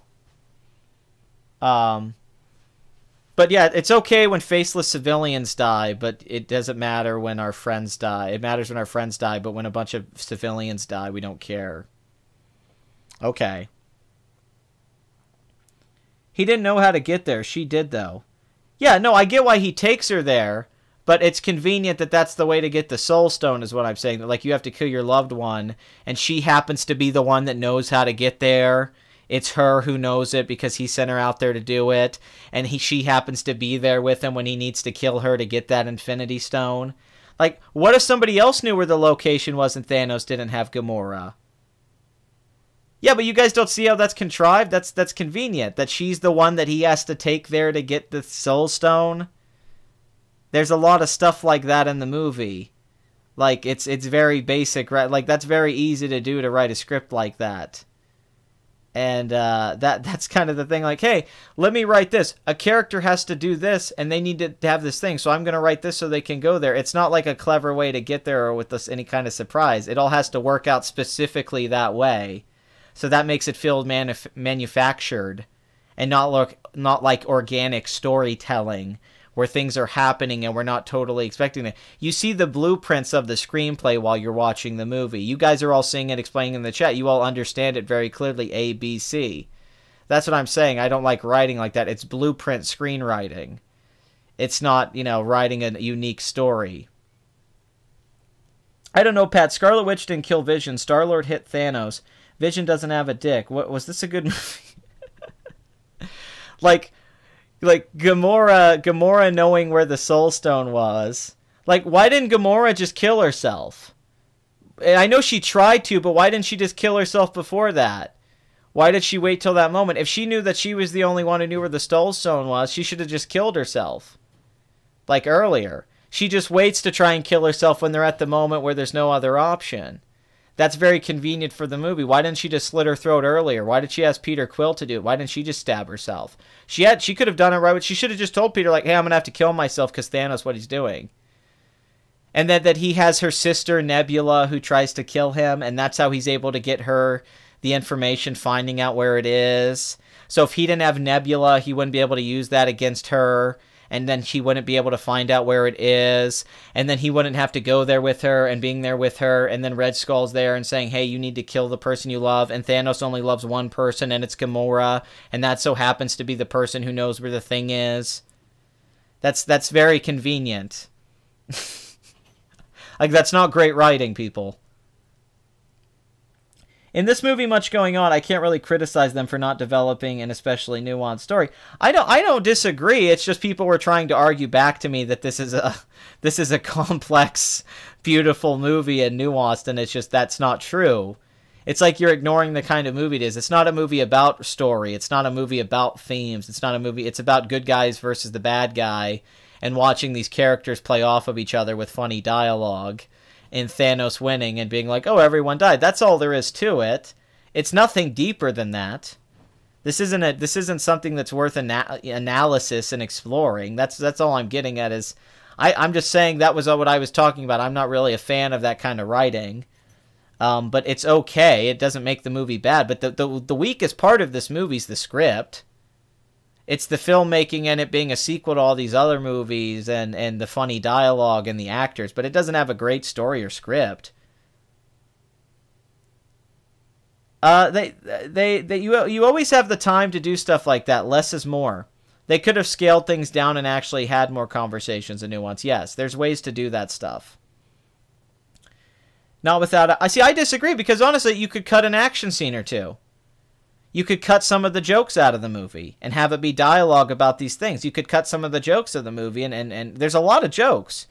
Do you need Thor and Rocket Raccoon to have a subplot where they go to get the axe made that takes a long time? That's like 20 minutes of the movie, where Peter Dinklage is explaining to them beat by beat, this is how we're going to make the Stormbreaker, this is what you need to do. Do you really need that scene? Why about Thor and Rocket just go there and get it made, and while they're there, they have a conversation about something else? Like, you don't, you know... I hate the Vision, but I don't think any sane person would kill their friends. I think they would if half the universe was at stake and you were superheroes and you've all killed people before and casualties have died around you. And you've all been killers before and you've all been willing to die before. I think that would make the circumstances a little different. I don't think you would willingly kill your friends without reason, but they had reason to kill their friends. So that's the thing. I don't know why people don't get this. Like, that's the context of the movie, is that half the universe is going to get destroyed. So they don't care about all the babies that are going to die.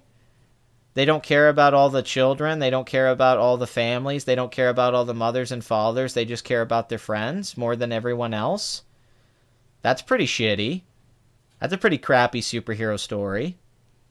That's not very good of them. I would be very upset if they do that. I would be yelling at them like, you guys are jerks, but nobody ever has that moment in the movie. That's why it doesn't feel human. It feels calculated, because nobody ever yells at Captain America and Scarlet Witch and says, we shouldn't have to be doing this. Even Vision doesn't even make a big deal out of it after a little while. It's like, at least somebody could have argued against them. Why didn't T'Challa's sister go, why are we even doing this? Why don't you just destroy it and do it? Like, nobody ever has these questions. You know, nobody ever has these debates about this stuff in the movie. They never have these conversations. Instead, they just make a bunch of jokes to each other and have a bunch of fight scenes. What if you cut out some of the action scenes and had people have conversations? Then it'd be a better movie. If you tell me killing my friend would save the universe, I wouldn't believe you. No way killing this one person matters this much as a trick. Yeah, but this is a circumstance where they're superheroes in galaxies and they know that it's true. They have undeniable proof. It's not that me telling you that and it's not true in the real world. This is me telling you that with facts, that it's proven. That there's proof of it, that you know this is a fact. That's the difference. Is that it's an absolute fact that this is going to happen, and you have to accept that. And they already have seen aliens coming through a warp hole, and they already had to save the world in the first Avengers movie. So this isn't like me asking you to kill your friend in the real world. These are characters who understand that they're dealing with cosmic things, and they all have superpowers that don't make any sense if we were going to be basing this in reality. So that doesn't hold up, I don't think. I think there's a context here that they're superheroes and all that. Like, I mean, Batman's willing to almost die and let Harvey Dent die to save the little boy at the end of Dark Knight. He's a superhero. I mean, I don't know. I don't really buy that these characters would be this selfish.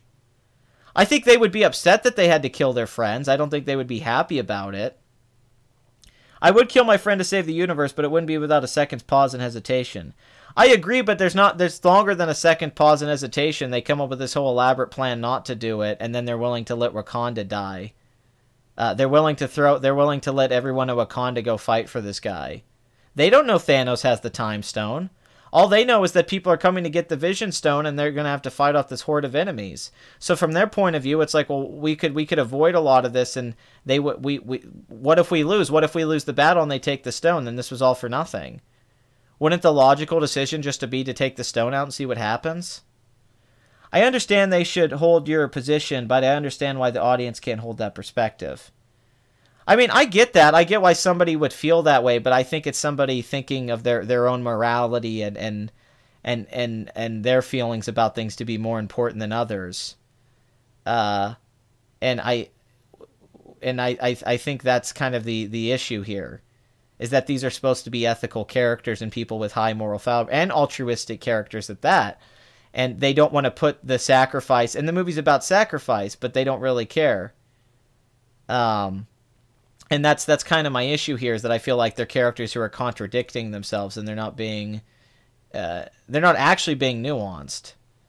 And that bothers me. I think they, and it doesn't bother me. I'm just saying that's what I was talking about in my video, and I think some people got upset because they think I was saying that the movie was bad because of this.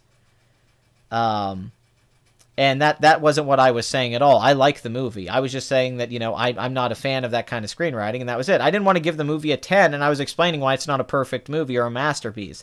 It's not a masterpiece, and that's why nobody's calling it a masterpiece, because of stuff like that. Because it's not a great screenplay or one of the great stories. That still doesn't make it not a great movie and a great experience, which it is. It's a great experience, for sure. It's like when I pointed out that Black Widow shouldn't be able to beat the enemies and Scarlet Witch and the Vision can't. That doesn't make any sense, but the movie does it because it's convenient, or that they nerf the Vision or these other characters. It's a flaw. I think it's bad writing, but that's fine. That doesn't, bother me. But yeah, should Black Widow be able to kill enemies that Scarlet Witch can't kill? No, that doesn't make any sense. She's a human and she has superpowers. But they do it for the convenience of the movie. And that's how these Avengers movies are written. And a lot of Marvel films and a lot of superhero films. And that's why they're never thought of as high art. And people get upset about that.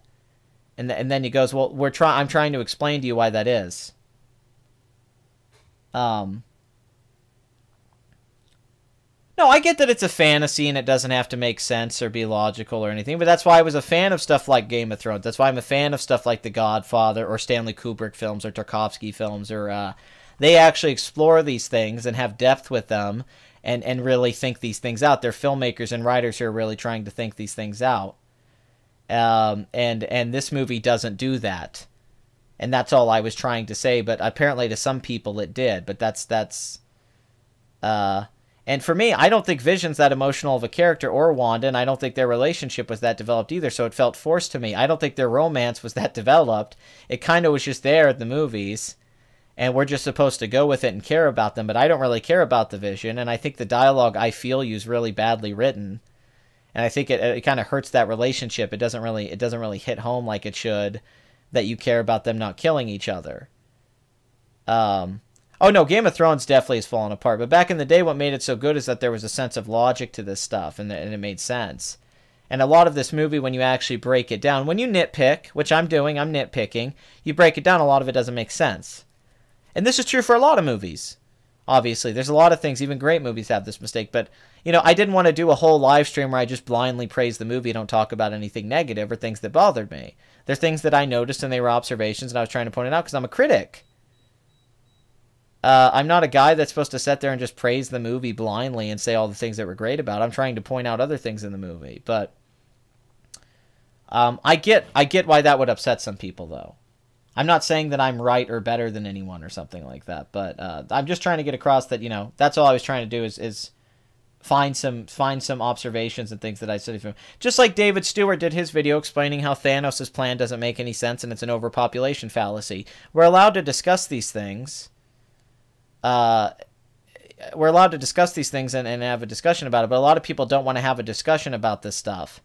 They just want to say you're wrong, or you don't understand the movie, or you don't understand human emotions. But they're actually simplifying human emotions and ignoring how complex we really are, that we could even be having this conversation, which is a complex conversation. But the characters in the movie don't, because it's a simple superhero movie, and they're not trying to write stuff like that.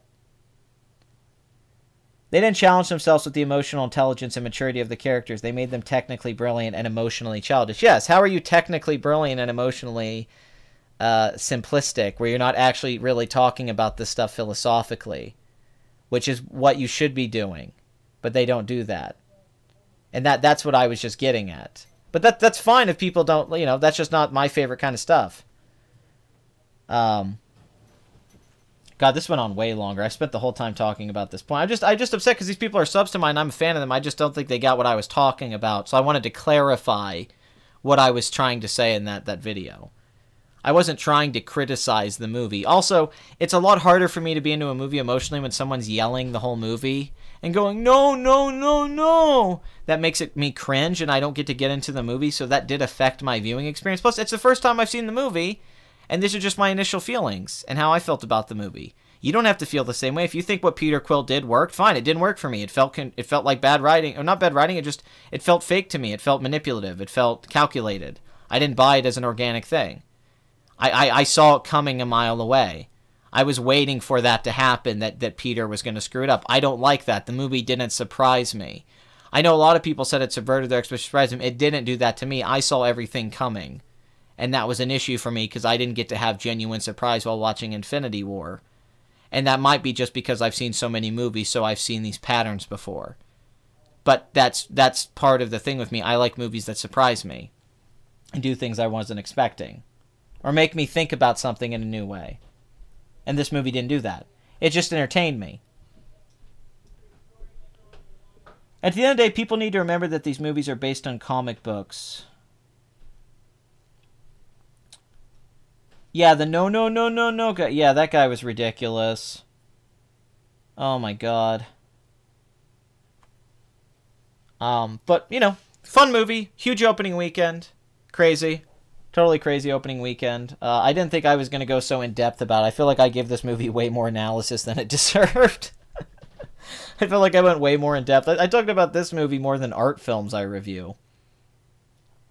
It's pretty ridiculous. Okay, let's look at some other things here real quick.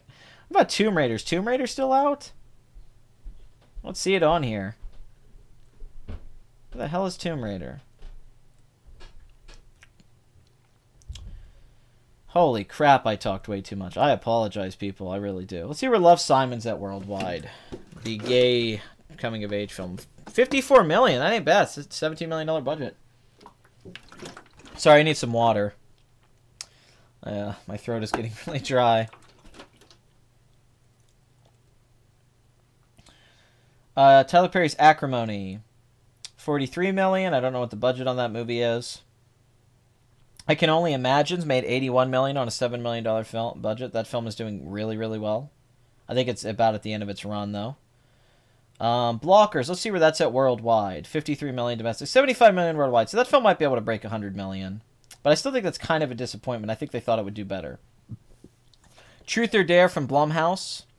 $47 million worldwide on a $3.5 million budget.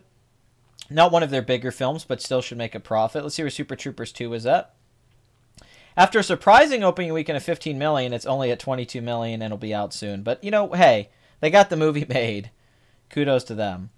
I Feel Pretty is at $29 million on a $32 million budget. So it should be able to pass its budget, but I don't think it'll break even because you got to include marketing. But they might not lose a lot of money on that film, which is important.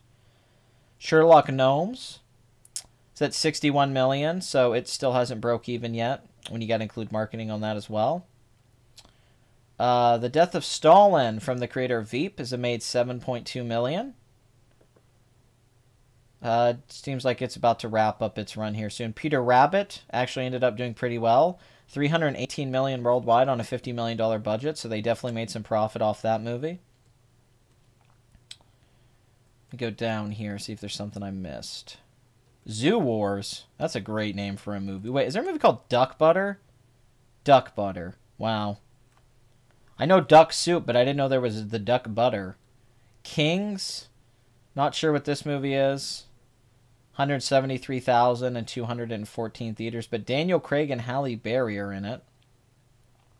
Never heard of this movie. Disobedience, 241,000 and 5 theaters. Is this like a lesbian movie? Two chicks kissing? Yeah, I don't see anything else. Let me look up Tomb Raider. I don't see Tomb Raider, but I'll go to the worldwide thing. We can find out. I guess Tomb Raider's run right. Tomb Raider ended up not doing that well if it's already out of theaters like this. Yeah, $269 million on a $94 million budget. I don't think they made a lot of profit. That domestic total is pretty terrible. Although they have that damn Tomb Raider game at like Dave & Buster's now. But, yeah, poor Tomb Raider. sure they thought that would do better. So far we got Black Panther, Infinity War #2, A Quiet Place #3, Ready Player One, Peter Rabbit, 50 Shades Freed, A Wrinkle in Time, I Can Only Imagine, Rampage, Game Night. See where Game Night's at worldwide. 108 million at a $37 million budget. So that film ended up doing well. Insidious: The Last Key did really well. 166 million on a $10 million budget. Did better than the previous film. Man, horror films right now. Pacific Rim Uprising. Let's see if that's been updated. 286 million on a $150 million budget. Yeah, and that film didn't do very well. Keeps copyright claiming everyone too. Makes a damn video on it. Maze Runner: The Death Cure. 284 million, so it didn't pass 300 million like the previous films. But it wasn't that expensive. Red Sparrow. 146 million on a $69 million budget. I think we can call that a bomb. 12 Strong, starring Thor himself, Chris Hemsworth, 62 million. I believe the budget on this film was like 30 or 40 million, so that film didn't do very well either. Oh, crap. The 1517 to Paris from Clint Eastwood. $30 million budget, 56 million worldwide. Didn't do that well. A lot of films not doing that great this year so far. Although we are into summer now, so things change. But I feel like Avengers... Now, Paddington 2... It didn't make the 76 million of the first film domestically, but worldwide, 225 million on a $50 million budget. So Paddington 2 made good money. So Paddington 3 definitely could happen.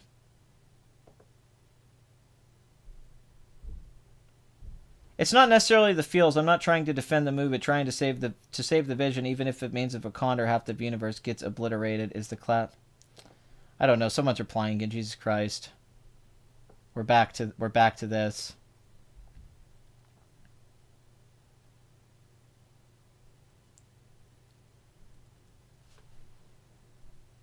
Classic superheroes are Judo-Christian and their root are motivated by individual integrity. It's selfish in a way, but it's admirable from form of selfishness. No form of selfishness where half the universe dies is something to admire. I'd be like, okay, I'm totally going to die because they didn't waste vision. I'm not happy about it, but that sure is respectable. How is it respectable to let half the universe die? What are you talking about? What I mean is the classic superhero morality isn't based on pragmatism, it's based on integrity. Alright. I think, yeah, if you're going with classic tropes and ideas, but I feel like we've evolved past that in many comic books, and many comic books I read don't suffer from that, but that's fine. How does Bruce know Thanos is coming? According to Thor Ragnarok, Bruce doesn't know what happens when he turns into the Hulk. Huh, is that true? Is that true? Because that would be a plot hole, actually, if he doesn't remember who he is as the Hulk. So how would he know Thanos is? Although he would have known Thanos before he turned into the Hulk. So that's a fair point, too.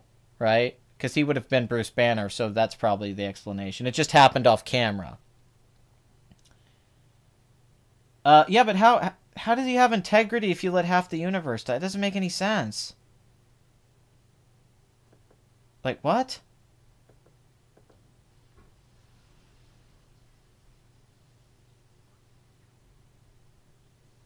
Holy shit, just realized 630 million global. Yeah, I know. You can cuss, it's alright. You don't have to not cuss. Let's see. You shouldn't be getting blanked out because I'm doing live chat. I don't have it on top chat. Have fun watching The Sopranos, Kevin. One of my favorite shows. Good for you.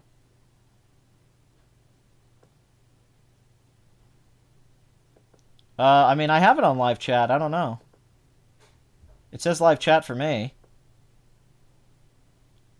It's very weird. We haven't deleted anything. So it must be the chat effing up. Yeah, because I don't have it on... I have it set on live chat, so you should be able to... But... Whatever. People want to defend the movie and come up for their own reasoning with the writing and these things, and that's fine. I don't care. Good for them. I'm done.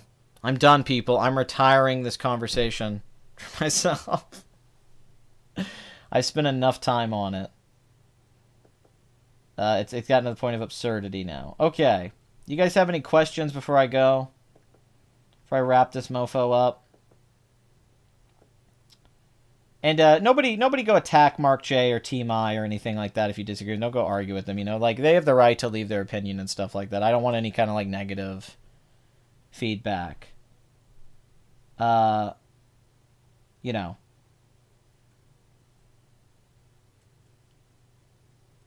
But let me hold on. Sorry, I was just reading something real quick. Okay. So once again, Infinity War, $250 million opening weekend, highest opening weekend of all time. There you go. All right, you guys, real quick. Any questions you guys got? You don't have any questions. Only 3 hours and you're done? You know, it's just there's only so many people in the chat now, and I think it's kind of died down. Does anyone else have to do close reopen live chat in order to type things in the chat box sometimes? I don't know. Streams are weird.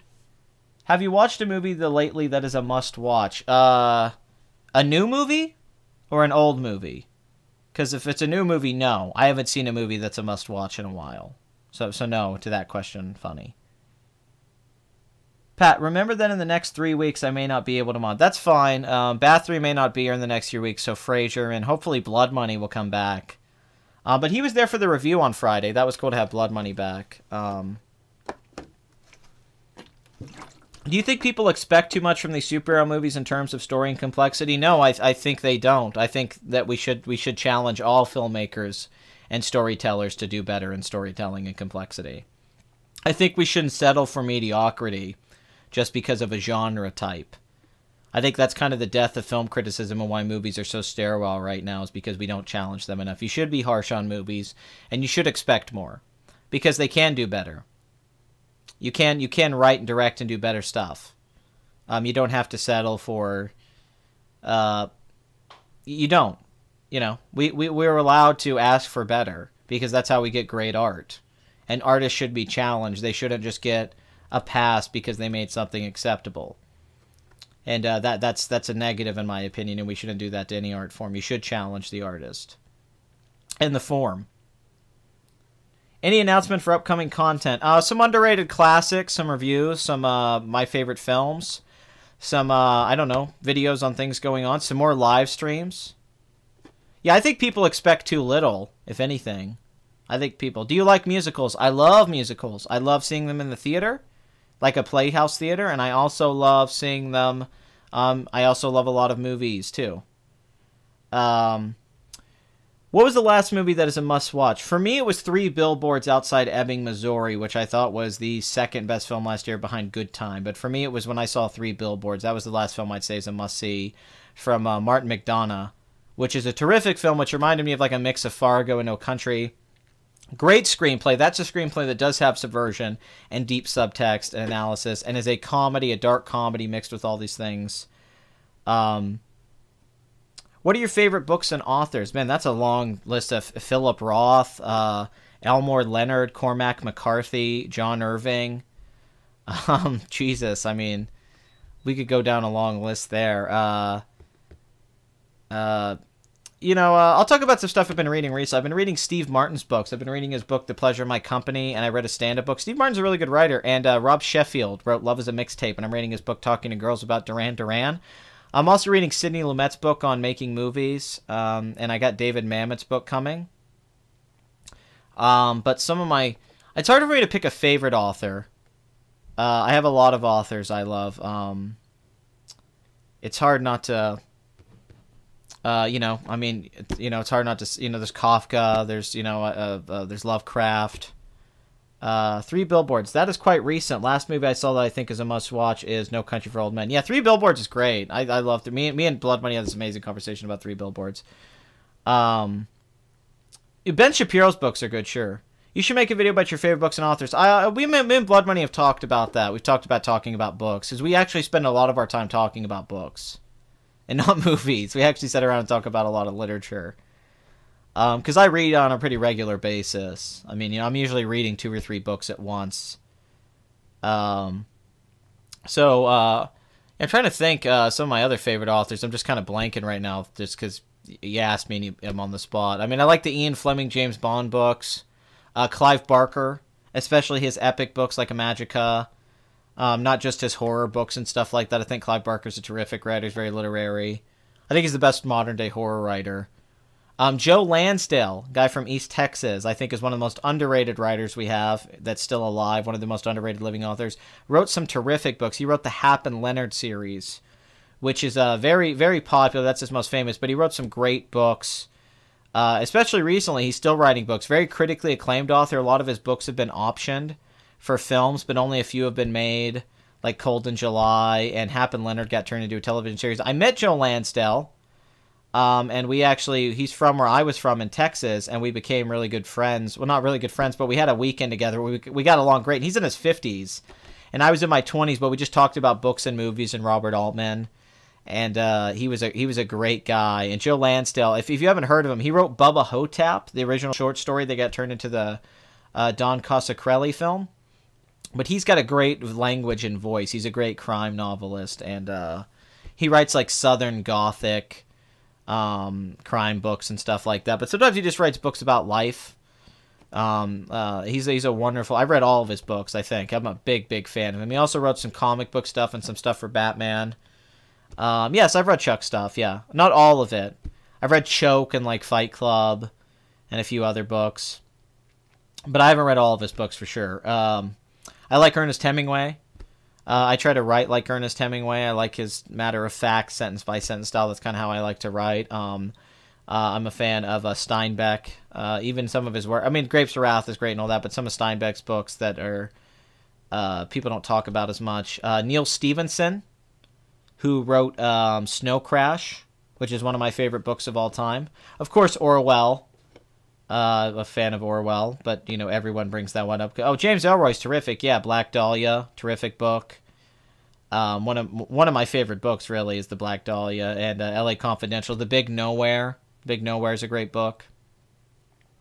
Love interviews with James Ellroy too. Love hearing James Ellroy talk about stuff. Lately, I've been reading comedic books. I've been reading a lot of comedy books. I haven't been reading as many crime novels and noir-ish novels and stuff like that. But I used to read a lot of that. Big Elmer Leonard fan, though. I've read most of his books. Even the stuff like Pagan Babies and all that. But Mr. Paradise is newer stuff. But stuff like Glitz and his earlier novels are pretty great. And try out The Devil's Detective. It's like George Orwell's 1984, but in hell. Okay. I'll remember that. God, I'm just trying to remember. There's so many. It's just so many to talk about. There's hundreds of authors to talk about in their books all individually. Augustine Burroughs. I like his memoirs. I don't like Running with Scissors as much as like Possible Side Effects. Norm Macdonald wrote a great book, the memoir. He wrote a terrific book like 2 years ago that I really love. That I would highly recommend. It's very Dostoevsky at points. He actually does some Steinbeck. He does a lot of it's a lot like Fear and Loathing in Las Vegas. He's clearly influenced by Hunter S. Thompson, who I'm a fan of. I like some Stephen King books. I like The Eyes of the Dragon. I like The Long Walk. I like Pet Sematary. I think those are all really, really good books. I've been trying to collaborate with Blood Money, man. It's just been tough. Me and him still have these conversations, but we're usually talking at like 3 or 4 in the morning because of the time zone thing and how his work works out. So it's tough for us to record stuff, but I would love to talk to... Me and Blood Money have amazing... I used to not like Catcher in the Rye, but it's really grown on me. I kind of see it as like the first YA book, and I like that Holden Caulfield kind of comes off the page. He feels like a real person, fully realized like the words, and it feels like while he's saying them. And I also like that when he's saying the things, he means them. Like when he's with the girl in the car and he says, "I love her and I'll have this house with her," even though that's really not true and it wouldn't work out the way he believes it when he's saying it, because that's how we feel when we're young. We feel those things like they're 100% true, even though they're not. But we feel like we're actually in love and we're going to live this life together and do all these things when we're like 16 or 17. What are some musicals you'd recommend? Jesus. Sweeney Todd. Anything Stephen Sondheim's done. He's my favorite. Pippin. Book of Mormon was great. Rodgers and Hammerstein, anything like that.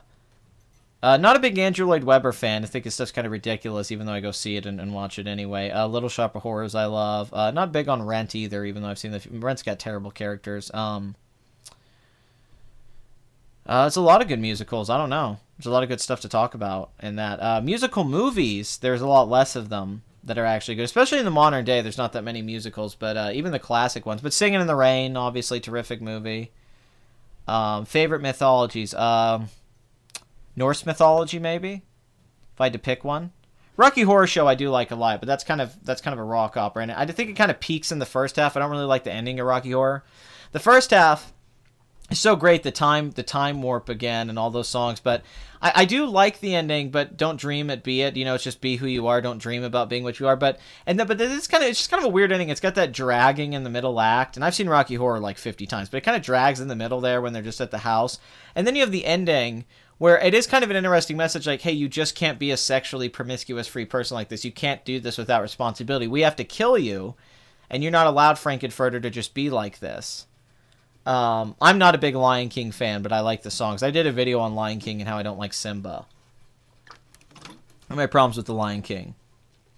What, American Psycho the musical? Is that what you're talking about, the Broadway show? Oh, the Lion King show. My bad. Yes. My bad. Yes. Julie Taymor's the Lion King? Yes. That's great. I thought you were talking about the movie. No, The Lion King by Julie Taymor is amazing. Big fan of her, too. My bad. But I do like the end message, like, hey, you can't be this way, Frankenfurter. But I also feel like the movie drags so much, and it kind of loses a lot of its energy that it has built up in the first half.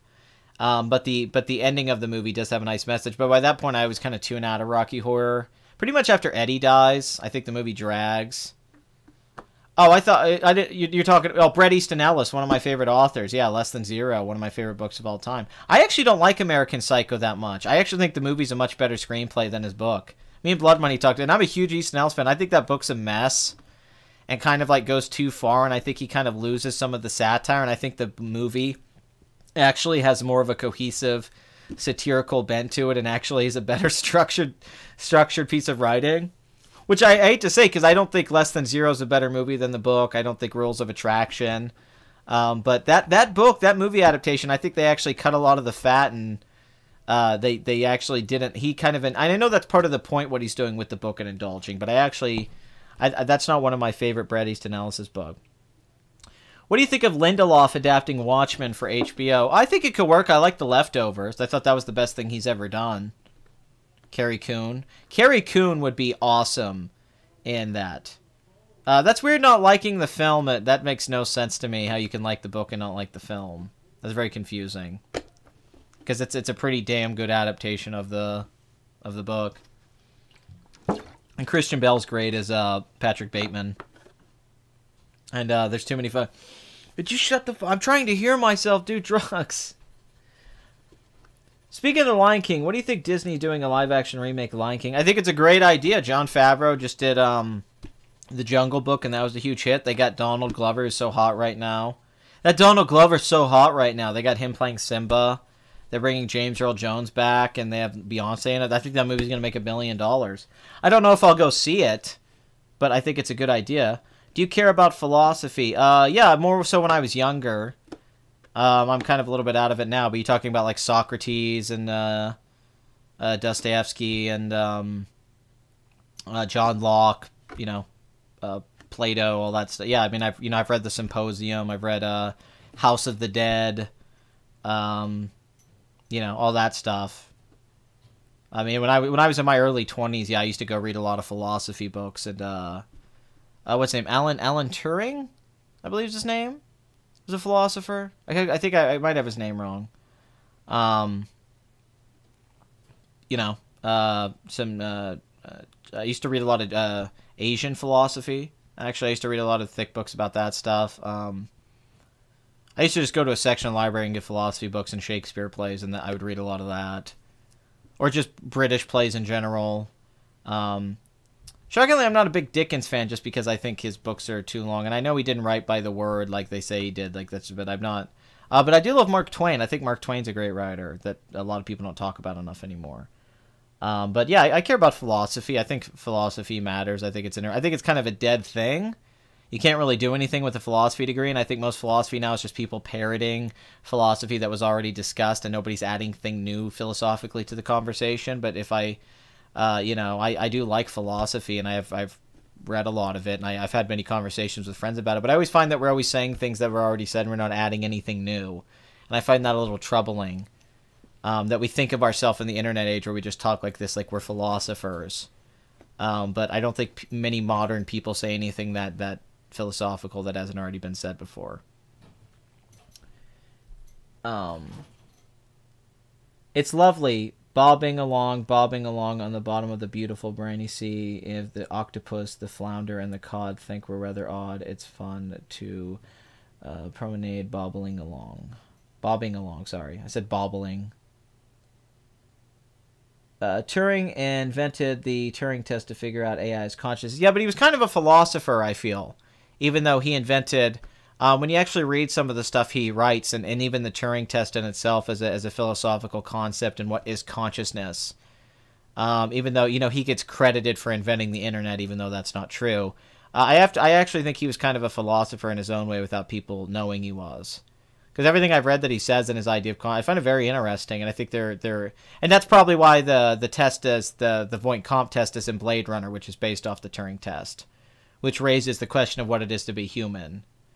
But I think he's never really looked at enough for what he did. Because I'd say he was a philosopher in his own right. He's a very intelligent guy. He was a mathematician, but there's also the balance between science and philosophy that has always kind of had this correlation, and the Enlightenment and mathematics has a connection to these things. But he was a mathematician. But if you actually read in a lot of things, he says he was actually the things he's trying to do actually open up very interesting philosophical questions. But they didn't really go in that very much with that movie, The Intimidation Game. But if you actually read a lot about the man, he was a very interesting guy. And that question about trying to come up with AI consciousness, I think, is a very deep. And I think that's the philosophical debate of our times in a lot of ways for a lot of intellectuals now, is the AI thing. And what does that mean for us as a society? So he was thinking of this stuff decades before. So in many ways, he was ahead of his game. And Aristotle, and then you go down the pattern and how it leads to these things. I don't know, after the Matrix... Oh, what do you think of Ex Machina? I'm going to do a video on Ex Machina at some point, so I don't want to go into that. I have a whole analysis of Ex Machina and how it's about beta males and the feminization of men in the modern day, and the evil of women that's not discussed in the modern day. And what evil women can do and women taking over the world. I find a lot of things in that movie that I've never heard anyone do an analysis on about it, so I'd like to do that. But I'm not going to spoil that here, but I have a whole long analysis on Ex Machina. Yeah, no, it's awful for Alan Turing what they did to him. That was absolutely terrible. Just because he was gay, yeah, he got castrated. No, it's awful. Really tragic story for sure. Bright guy and good. For all I can know, was a very good man. It's that's one of those things you don't want to just preach equal rights, but it sucks that that's how it was back then. And I feel really bad. But I'm a fan of him, but I'm kind of obsessed with AI, so that kind of all ties together too. Desaad? Yeah, of course I've read Desaad. 120 Days of Sodom, yeah, and then the Pasolini film, of course, the Pasolini film, which I actually think is a pretty shit adaptation of that, and it also tries to take some stuff from Dante Alighieri's The Inferno, the Divine Comedy. I've seen some Ex Machina analysis. Yeah, I have a take I haven't heard anyone say yet. Yeah, he did. Yeah, no, Turing got really screwed. I don't like Sallow. I don't think Pasolini... I know some people love it, and I get what it's saying. We're eating shit. They're feeding us shit, and it's about morality. I understand. I mean, like, I've read a lot of essays on Sallow, but as a movie, I think it's just kind of dull. Well filmed, but I prefer I prefer Pasolini's poetry. I think some of his other films are better. I don't really get the Sallow love at all. There's scenes in it that are interesting. But I don't understand the hype about it at all. I own the DVD. I bought that DVD when it was like $40, but I mean, I understand, you know, they're raping us, the people, and we're eating shit, and, you know, I understand what he's saying, and I know he's exploring what and he's trying to challenge film and make, he's trying to make art out of, profanity, porno, like he's trying to make art out of these things, I understand. Which is fine, that doesn't bother me, but I've never found it that compelling of a movie. I find it kind of dull. I think Pasolini was a very interesting guy, though. I definitely am a fan of him, but I've made jokes about Salo before. There's a joke in one of my old videos I made years ago with my friend where we're jerking off to Salo in the 120 Days of Sodom. We're jerking off to the movie, and the whole idea was that our characters, as the creators of this art, we were masturbating to our own art. Because somebody said, like, why do you have the scene where you two are jerking off? That's really messed up. And I go, no, that's the context, is that we're masturbating. We had our hands under the blankets, but we're masturbating. We're masturbating to our own stuff. And it tied into the subtext of what the show is about, is that we were being masturbatory about our own work. And so we're watching Salo and masturbating to it. And we were using a lot of the ways that he took things, like with rape and shock value in that. No, he was exploring it with subtext. We were trying to do that with subtext, where these guys are masturbating to their own work. And somebody comes in and he goes, "What are you guys doing?" It's like, "We're masturbating." He's like, "This isn't a porno." And we go, "No, it's Salo." And I go, 120 days of straight sodomy. And then the other character says to us, he goes, "Why? This is smut." And then I go, "No, it's Pasolini." Which is one of my favorite lines. No, it's Pasolini. Which I thought was very, very funny. And then we also had a slasher thing with that, with the knife, because people don't know this about slasher movies. One of the things about slasher flicks is why they had the nudity in them and the sexuality in the virgin was because that makes this innocence, the sexuality, creates a nudity that's not just there presented for visual stimulation, but subconsciously you're naked as the audience member. It makes you more vulnerable. Aliens does this excellently. Alien, but with Geiger's designs, like with the magazine and the mouth being a dick, and then Ash coming and it's white, and clearly the xenomorph being a dick. But the thing was with slasher films is that the knife is a penis. It's penetrating these naked bodies, these virginal bodies. So that was the idea with the horror movie, was that the character, that's the idea with Psycho, is that she's naked in the shower, which is a vulnerable place to be, and Norman Bates is stabbing her with his penis because he's sexually repressed because of his mother and he wants to have sex with her. So he's stabbing her with the knife that's her penis and he's penetrating her. So we tried to play on that, the idea that our characters were in love with slasher movies and horror movies, and there's a point that we decide to kill this girl that's come into our life and is taking our best friend from us. So we both get butcher knives, and we're going to kill her like we're in a slasher movie, because our characters think in horror movies.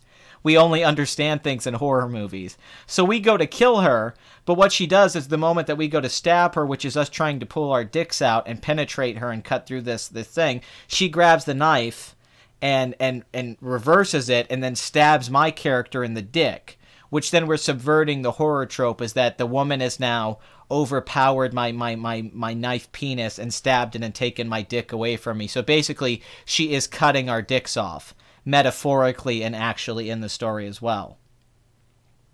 So that was the whole idea with that, and it starts with us jerking off to Pasolini because we're masturbating to our own work, but then we also get our dicks cut off at the end. This has been, no, it's not looking too deep into it at all. This is very basic analysis and essays on horror films and slasher films. And if you knew anything about Hitchcock, he thinks even deeper than that. I'm honestly just on the surface level with Hitchcock. His stuff has way more depth than that. No. I don't think it's reading too deep in there to know what the knife represents, a phallic object. Stabbing into a naked body. That's clearly what he's doing in Psycho and Norman Bates, and this has been discussed in Hitchcock literature. Just read Truffaut Hitchcock and hear them talk about movies. We're talking about great filmmakers that thought these things out with deep subtext. But that was the basis of a lot of these things with the slasher film. I mean, if I'm sitting there in my YouTube video that I'm making, or my short film with my friend, and we're doing masturbation, and we have subtext, and we have the subtext with the knife getting cut off and us cutting our dicks off because we were masturbating to our own work. I don't think it's that elaborate for me to think that some of the greatest directors of all time were thinking about subtextually what they were doing with the movie. It's part of creating art, is that you give meaning, you give purpose and meaning to the things you're doing. There's meaning to why this thing's here, and that's why it works subconsciously with the audience. Rob Ager makes great videos on these things, but if you're actually trying to make a good piece of art that's not just typical writing, just like a great novelist would or a great painter, there's layers to this stuff. There's meaning to that. I do that with all my work, and I'm not some like Academy Award-winning director. Yeah, it's very common to do that. I think people who don't make art just don't understand that. If you're actually trying to make something with integrity that actually is supposed to work, because you're supposed to have these things have meaning so they do register to the audience. You're not just manipulating them with camera movement and shape and lighting and dialogue. You're also manipulating their minds with what the meaning behind these things is, and they know something's going on when they're looking at it, and they're interpreting it, but they're not fully understanding it, but they're feeling something, and that's what a good artist does. That's why that's why comedians, when they break down jokes and how they got to this point, or when you choose a certain kind of lighting pattern. Sometimes a good piece of art is made by the critics and not by the artist. I think that's a very debatable point with a lot of the filmmakers I'm a fan of. Like David Lynch's stuff has meaning, for sure, and he's said as much, and he's painterly, and things are abstract, but they mean, and the color red means something. Blue Velvet's about a lot of things. Nightmare on Elm Street. Rob Ager did a great video on this on Nightmare on Elm Street and how Wes Craven uses colors. And oh no, I agree that Ager's take on 2001 is bullshit. I agree. But some of his other videos are really great. He has a great thing about The Exorcist that I would have never picked up on. But if you read film books about this stuff's discussed. Sidney Lumet talks about this in his book Making Movies. David Mamet talks about this in his directing book. Truffaut, Hitchcock. Tarantino even talks about this stuff, what stuff means in his movies. I mean, this isn't uncommon stuff. This is very basic. Like, you have meaning to the things you're adding that you write in the movie, the visuals and all that. That's just basic stuff with art. It's not that hard to do. It's just details that flesh out the world of your movie that you try to flesh out. Because they're things you have interest in. I mean, I do it. And I'm not some great artist, but I do it in my work. I put meaning in. It's like me and Blood Money talk about this all the time. The cups that you pick, the cups that you pick for something, the costumes that you pick, the shoes that you pick, the lighting style that you pick. It all has a meaning to you and what you're trying to figure out with it. It's not just you doing it to do it. Now some movies do that, but a lot of people, yeah, they put thought behind it, what the stuff means, and that influences your storytelling and your editing. And what you're trying to do. Good Time would be a fine example. There's clearly a lot of influence from like Dog Day Afternoon, but there's clearly a deeper influence from Of Mice and Men with George and Lenny. And clearly with the Lenny character being the brother in that movie. My movie I made recently, Tough Guys, I was playing with Of Mice and Men as well, where the two of us break into houses, and I'm basically playing George, and the friend's playing Lenny. My friend's playing the Lenny character. Now, he's not retarded in this, but he's kind of the dumb one while I'm leading around when we break through these houses. And we take a lot of stuff from Steinbeck's novel, a lot of the stuff he's exploring about class in America and friendship and all that. And then at the end of the movie, his character points the gun at me. So we've subverted the Of Mice and Men where George points the gun at Lenny. In my movie, Lenny points the gun at George and goes to shoot him. Now, that's not obvious in the movie. Like, I don't spell that out for you. That's not explained. But that's what I was thinking when I wrote it and we shot it, was that I wanted to reverse what George and Lenny were, where Lenny becomes the hero and takes over the story and points the gun at me, which is representing George. That was the idea. But it's not something that's explained or that you probably think about when you're watching the movie, but I put thought behind it, and I wrote the story and structured it and had those things come out that way. That's what making art is. That's what's part of being an artist, is that you obsess over these little details that the audience isn't going to know about, but it has meaning to you and what influences you and makes you feel things. And this is why we study the works of Stanley Kubrick. This is why we study Hitchcock. This is why we look at the films of Brian De Palma and what he's doing satirically and what those things mean. That's why you watch. That's why and I also took things from Dante's Inferno. We were going through, which is funny because Good Time does this, so I felt a parallel to this film. But we have a character in the movie named Virgil, and our characters are going through different levels of hell with each house. Now, if you're watching the movie, you might catch the Virgil thing, but you might not think. But that's what I was thinking when I wrote the movie and we made it, was that this was like Dante's Inferno, and that's what we were going through.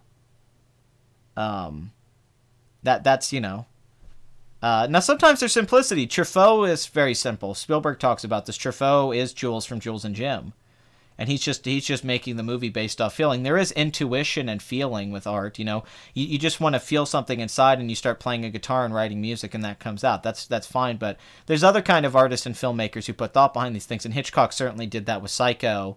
And through research of that, we took that and led to what we were doing in our short film, which was we wanted to cut the dick off of the bad guy and ourselves because we were masturbating at our own work. So we wanted to remove our dicks. Metaphorically, obviously. The Cook, the Thief, and His Wife and Her Love. Great film. I mean, I don't know what you want me to say about it. It's a great film. I've only seen it once, but I remember it being great. I saw it 3 or 4 years ago. I always think of Tom and Jerry when I read Mice and Men. I'll check it out, though. That's great. I'm not trying to get pretentious. I know it sounds that way, but it's really not pretentious. I know it sounds that way. It's not adding an extra meaning things. It's just the meaning of what it is. There's the text, and then there's subtext. And then there's metaphors and allegory and what you're adding as an art, because your ideas come from somewhere, and details in the movie come from those things. And that's not true for every filmmaker, obviously, but that's part of writing and creating things. But I can get how that seems like weird stuff to people who don't write and make art and stuff like that. I can get how it comes off like pretentious bullcrap, and it can sound that way, but that's part of the process of how you get to places, to creative places, is you have to.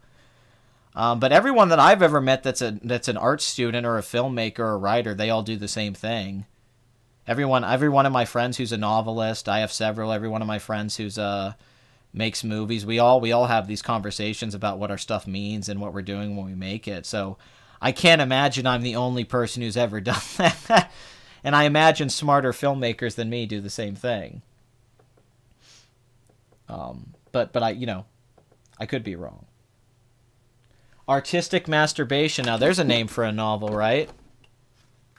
That'd be a damn good name for a book.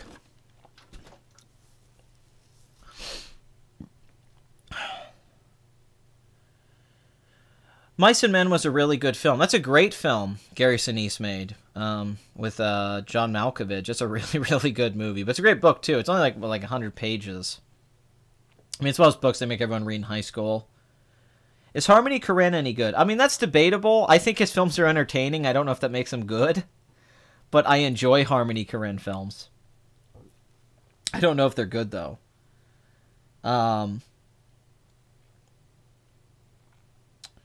Well, if you're having a hard time writing, maybe you should think about those things anymore. When you ask me, are you reading into it? Maybe that's why you're having a hard time writing, is that you're not reading into stuff enough and you're not adding enough stuff. Maybe you're just trying to write something and you're not actually putting a lot of thought into what the words mean and what you're trying to do. The writing will come from you if you have an idea and you understand things and you're trying to add meaning and depth to it, and you're exploring some ideas you have interest in books that you have interest in stories and mythologies and all sorts of that you can write from those things. They'll inspire you.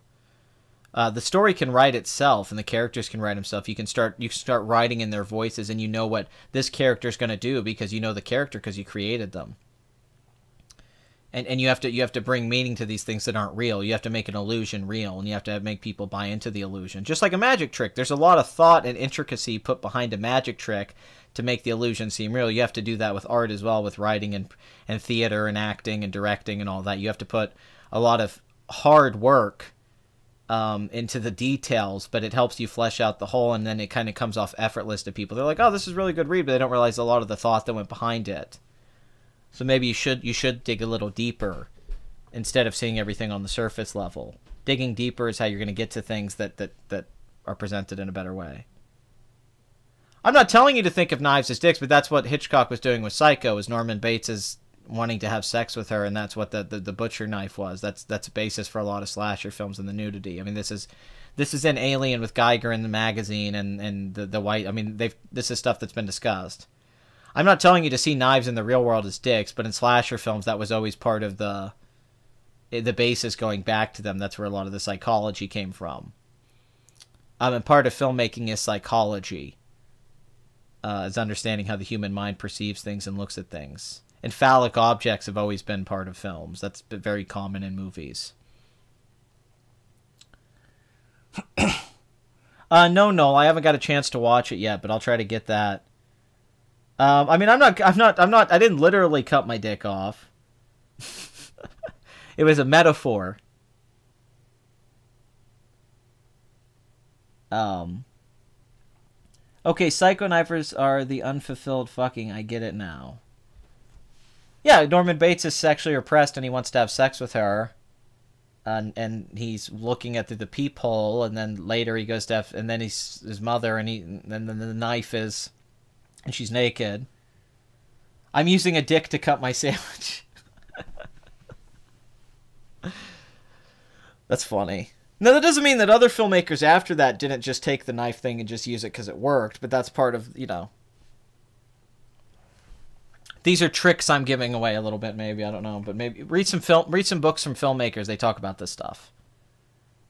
This is stuff that's discussed in film literature. And it's not just film critics writing it or film essayists or something like that. It's filmmakers talking about these things. Since Avengers has been talked about a lot, what's your favorite MCU film so far? Winter Soldier. I've had an intensely personal conversation just now with your voice droning in on the background about cutting off your own dick. I'm a huge pessimist. I won't let myself have anything. Sorry if you answered this already. Have you seen the French movie? No, I have not seen that film. I know of it only briefly, but I've not seen it. But I would like to see it. It's been hard for me to find a copy of it. Do you know a way I could find it? Do I just have to buy a DVD?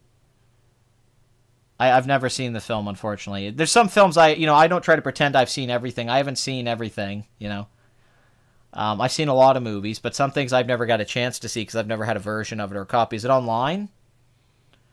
It took me years to see the Apu trilogy.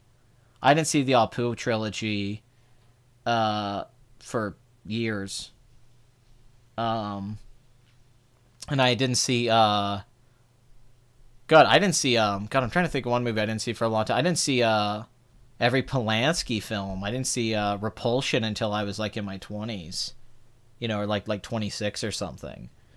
Not 26, probably like 24 though. I didn't see Repulsion for years. I'd seen Chinatown and Rosemary's Baby, but I never saw Repulsion for years. I didn't see every Robert Altman film. I didn't see Three Women until like a year or two ago. I'd seen most Robert Altman films. You know, I'd seen Nashville and MASH and all that stuff, and but yeah, I haven't seen everything. Sometimes it's hard to find stuff. That's what's so great about the Criterion.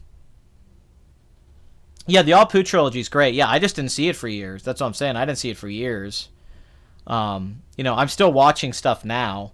Because I have to find copies of it or stuff. People are, recently it's been easier to get stuff, but for a while it wasn't so easy. Back in the 80s, you couldn't get John Cassavetes films, but I haven't seen, I think I've seen every Howard Hawks film, but there might be a couple I haven't seen.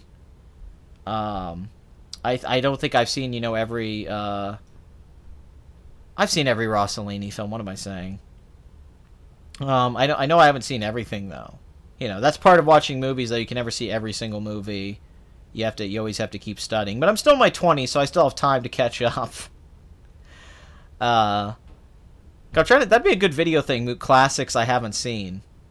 That would be a fun video to do. A bunch of classics that I've never watched and talk about that I'd like to see them and why I haven't watched them for a multitude of reasons. Mainly just access. If I had an access, a way to see them, I would see it. Have you seen Polanski's adaptation of it? Yes, I have. I've seen every Polanski film, I'm pretty sure. Yeah, I know John Waters is being put on there. Rossellini, he made Rome Open City and Journey to Italy. I don't think he made Heaven. I think that was Fassbender, but a very important filmmaker, Italian filmmaker. Scorsese talks about him a lot. He's a big influence to Scorsese, and Fellini was a fan of his work, and he's very important to Italian cinema. I think he made films back in the 30s and 40s and 50s. I don't know if he made them in the 30s. I know he made films in the 40s and 50s. And 60s, but he's his film Rome Open City actually influenced Schindler's List, and it has the same visual aesthetic. He treats it like a documentary, and he did this in like the 40s, and it looks, he shoots it like black. It's black and white, and it looks like a documentary during World War II. It's a wonderful movie, but it is clearly influential to Schindler's List. That documentary aesthetic. Yeah, no, Rome Open City is a terrific film. Federico Fellini, he made 8½, La Dolce Vita, which many people consider the great Italian film. He was an Italian filmmaker in the New Wave era, from the 50s to the 60s and 70s. I don't know if he made much in the 80s. I don't think he made many films in the 80s and 90s, but you can find some of his films. He did a film of with Donald Sutherland of crap, what's that called? It's hard to find. God, what was the name of that damn? Trying to think. It's famous. Heath Ledger did an adaptation. They did an adaptation with Heath Ledger in the 2000s, and I can't think of it. Will you review Fellini or Rossellini? Tell us about. Yeah, I would love to review La Dolce Vita, or 8½. I would love to talk about 8½ in particular is one of my all-time favorite movies, but La Dolce Vita is a great film too. But these are Armicord. He made Armicord. That's one of my favorite movies. That's kind of that's a coming-of-age town movie. It's kind of like Cinema Paradiso or Radio Days if you're a fan of a movie like that. I've never read the Kubrick Napoleon screenplay. No. I've seen cliff notes of it and watched video. Casanova, that's right. Thank you, Craig. Casanova, yeah, with Donald Sutherland. That's a hard film to find. That's a damn hard film to find. When I was a teenager, I always tried to find Casanova with Donald Sutherland. Fellini made that in like the late 70s. But yeah, for a long time there was no version of that movie out there. You had to like get it on the internet. There wasn't even, I don't even think there was ever a DVD release for it. But I liked every Fellini film that I can remember. Yeah, Armicord and yeah, 8½, Del Dolce Vita. Yeah, they're all great. Great filmmaker. But I've never read that Napoleon script. No. I don't think Scorsese's films come off like promos for the mob. No. I think they're deeper than that. I would love to review La Dolce Vita. I think I wouldn't know what to add to it though. It's already been reviewed so much and like it's one of those films everyone's talked about. It's like talking about Citizen Kane. I don't know what to add to the story, but I guess I could just talk about why I like it. But it's one of the most sensual, enticing films I've ever seen. And it's a great Hollywood movie, even though it's not a Hollywood film. It's a great film that celebrates movies. And it's a haunting joy. It's a really wonderful. It's 3 hours, but I do own the DVD of it, and it's definitely a movie I adore. I'll talk about it at some point. I did talk about Truffaut's Day for Night, so I am trying to get into more foreign films on this channel. It's just they don't get hits. Whenever I make a video on a film like that, like when I talk about a Hal Ashby film, or I talk about films from the 70s, nobody watches them, and that's always been the issue. Every time I've ever made a video on like an art film or a foreign film, nobody watches those videos, so it's kind of discouraging, because why would I make it if nobody watches it? And that's kind of the issue. Trial's great. I mean, it's technically not the great looking, but it's awesome movie still. King of Comedy's his most underrated movie. Maybe After Hours.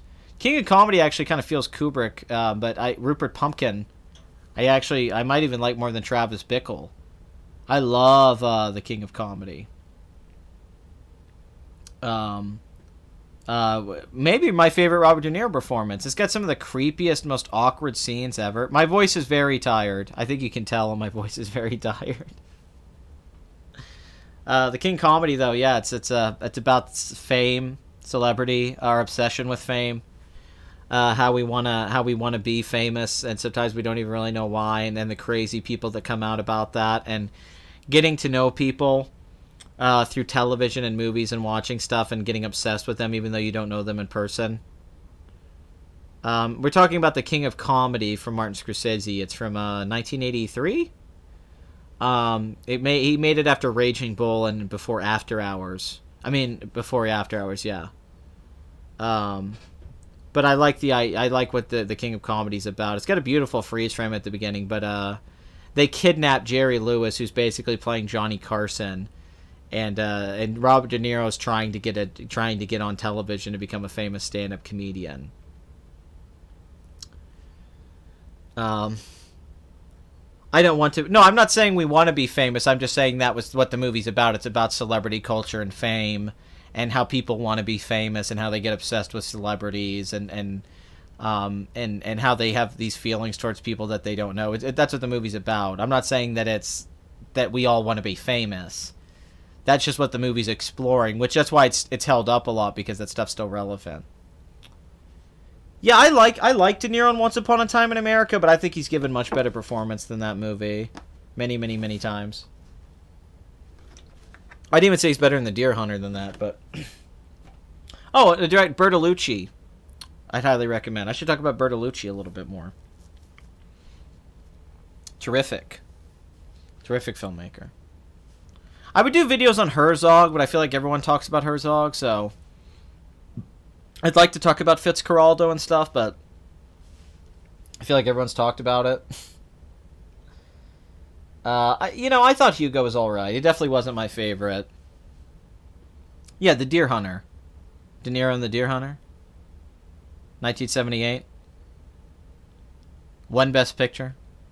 Has the famous Russian roulette sequence in Vietnam. Mao! Mao!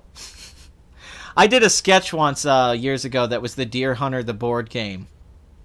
It was a sketch I came up with where it was like, in 1978, The Deer Hunter was declared a masterpiece, won Best Picture, and made money. Now you can play it at home. And it was me with my friend, and there was a guy there with a gun, and he loaded it. He goes, "You got 6 bullets in the..." He goes, "You got 1 bullet in the gun in the hands." And we roll the dice. So you roll the dice, and you get like 2 dice, and then you get the gun. And then he's there, slaps you, and goes, "Mao! Mao!" And you have to put the gun to your head. And then you're like, "Oh, God." And then you hand it to the next guy. And we built this little board game to look like it was from the movie, The Deer Hunter.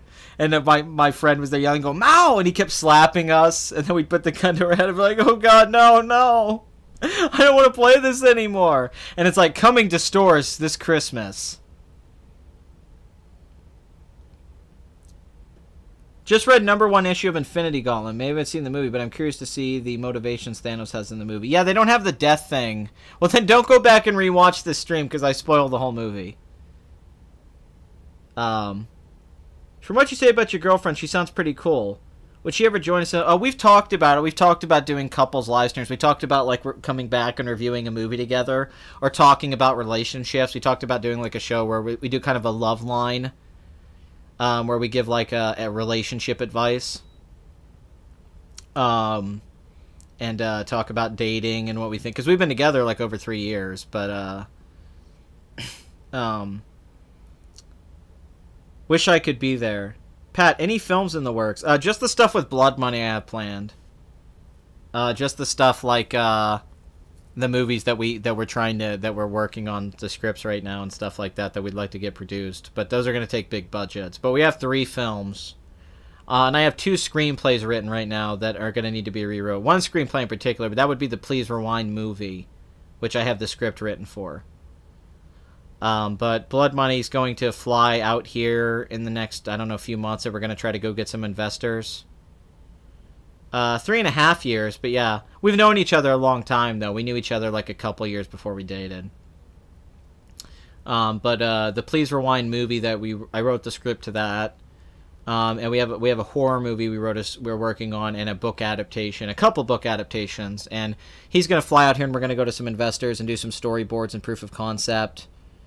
And I've told Noel a lot about Please Rewind. Yeah, that script's done, but it needs a few rewrites. So we already actually have some storyboard stuff for that movie, but but I would love. Me and her have talked about it a lot because I bounce off her really well. She kind of like I'm really funny and can bounce off her really well. We have a good rapport with each other. She's got a lot of attitude. My girlfriend, she's got an insane amount of attitude, and that kind of goes in. All right, this has been 3.5 hours. I don't know if I can go anymore. My voice is about to die. Oh yeah, it would be, of course. Wow, good for them, man. 60th anniversary. Good for them, man. My parents have been married like 35 years, 36. But yeah, good for them. That's awesome. 60 years is a long time, man. I plan on getting married in the next year or so. I can break the curse of YouTube movies being bad because this movie was planned before I had the YouTube channel. Please Rewind was actually a script and story I was working on, and that's kind of where the name and the Pat avatar. Pat was already a character I had written in the screenplay who worked at a video store. The movie's kind of a mix of High Fidelity and Alexander Payne's Election. And kind of also a lot of Cameron Crowe or John Cusack movies. It's very influenced by John Cusack movies. And the movie takes place in the 90s with a guy working at a video store, and it's kind of based off my experiences working at video store and also working in retail and in business. And some of the characters are based off real people and stuff like that. But the Please Rewind thing all kind of happened simultaneously. So it wouldn't necessarily be like a movie based off my YouTube account or my YouTube stuff. It would be a movie that I was already thinking of for years, and the YouTube channel just so happened to come from that. This guy working at a video store called Please Rewind. It's all kind of tied together, but I always beg them to get divorced. That's a funny punchline. That's funny. Oh my god. All right, this went way longer than I thought it would. I think no one's gonna watch this video because it's 3.5 hours. This is the longest Box Office Addict. I think the longest episode was 3 hours and 15 minutes. I thought this was gonna be like an hour episode. Yeah, Max Landis is in the script. Yeah. That's funny. It is true. I did write that was before all the stuff happened. I'm sure it did suck. I'm sure it did. All right, but I'm gonna go because yeah, I'm losing my voice, and I think this was a terrible idea. I was planning on this being a 45-minute long episode and just talking about Infinity War, but I focused too much on those negative comments, and then I somehow got on all these tangents about all sorts of things. But thank you for watching Box Office Addict. If you're listening to the show, you're probably a box office addict yourself, and I'm not here to help you with your addictions. I'm here to encourage them. So I'll see you guys next Sunday. Thank you for tuning in and staying with me for 3 hours. I know a lot of people left. As always, Bathory and Frazier and everyone is involved. We miss Blood Money. All you good fellas, and he's a good guy. He's a good fella, and I'm gonna try to relax here a little bit. But I think we broke the record. I think this is the longest Box Office Addict, and I'm gonna get a lot of dislikes and nobody watching it talking about Infinity War because I hardly talked about the box office. But as always, you guys are great. I'll play the outro music for you guys. And thank you for indulging me a little bit in this, I guess, radio show is what it's becoming. And I'll see you next Sunday for episode 42. All right? Yeah, a long time, Madcap. It's been 3.5 hours. I gotta go. Okay, folks?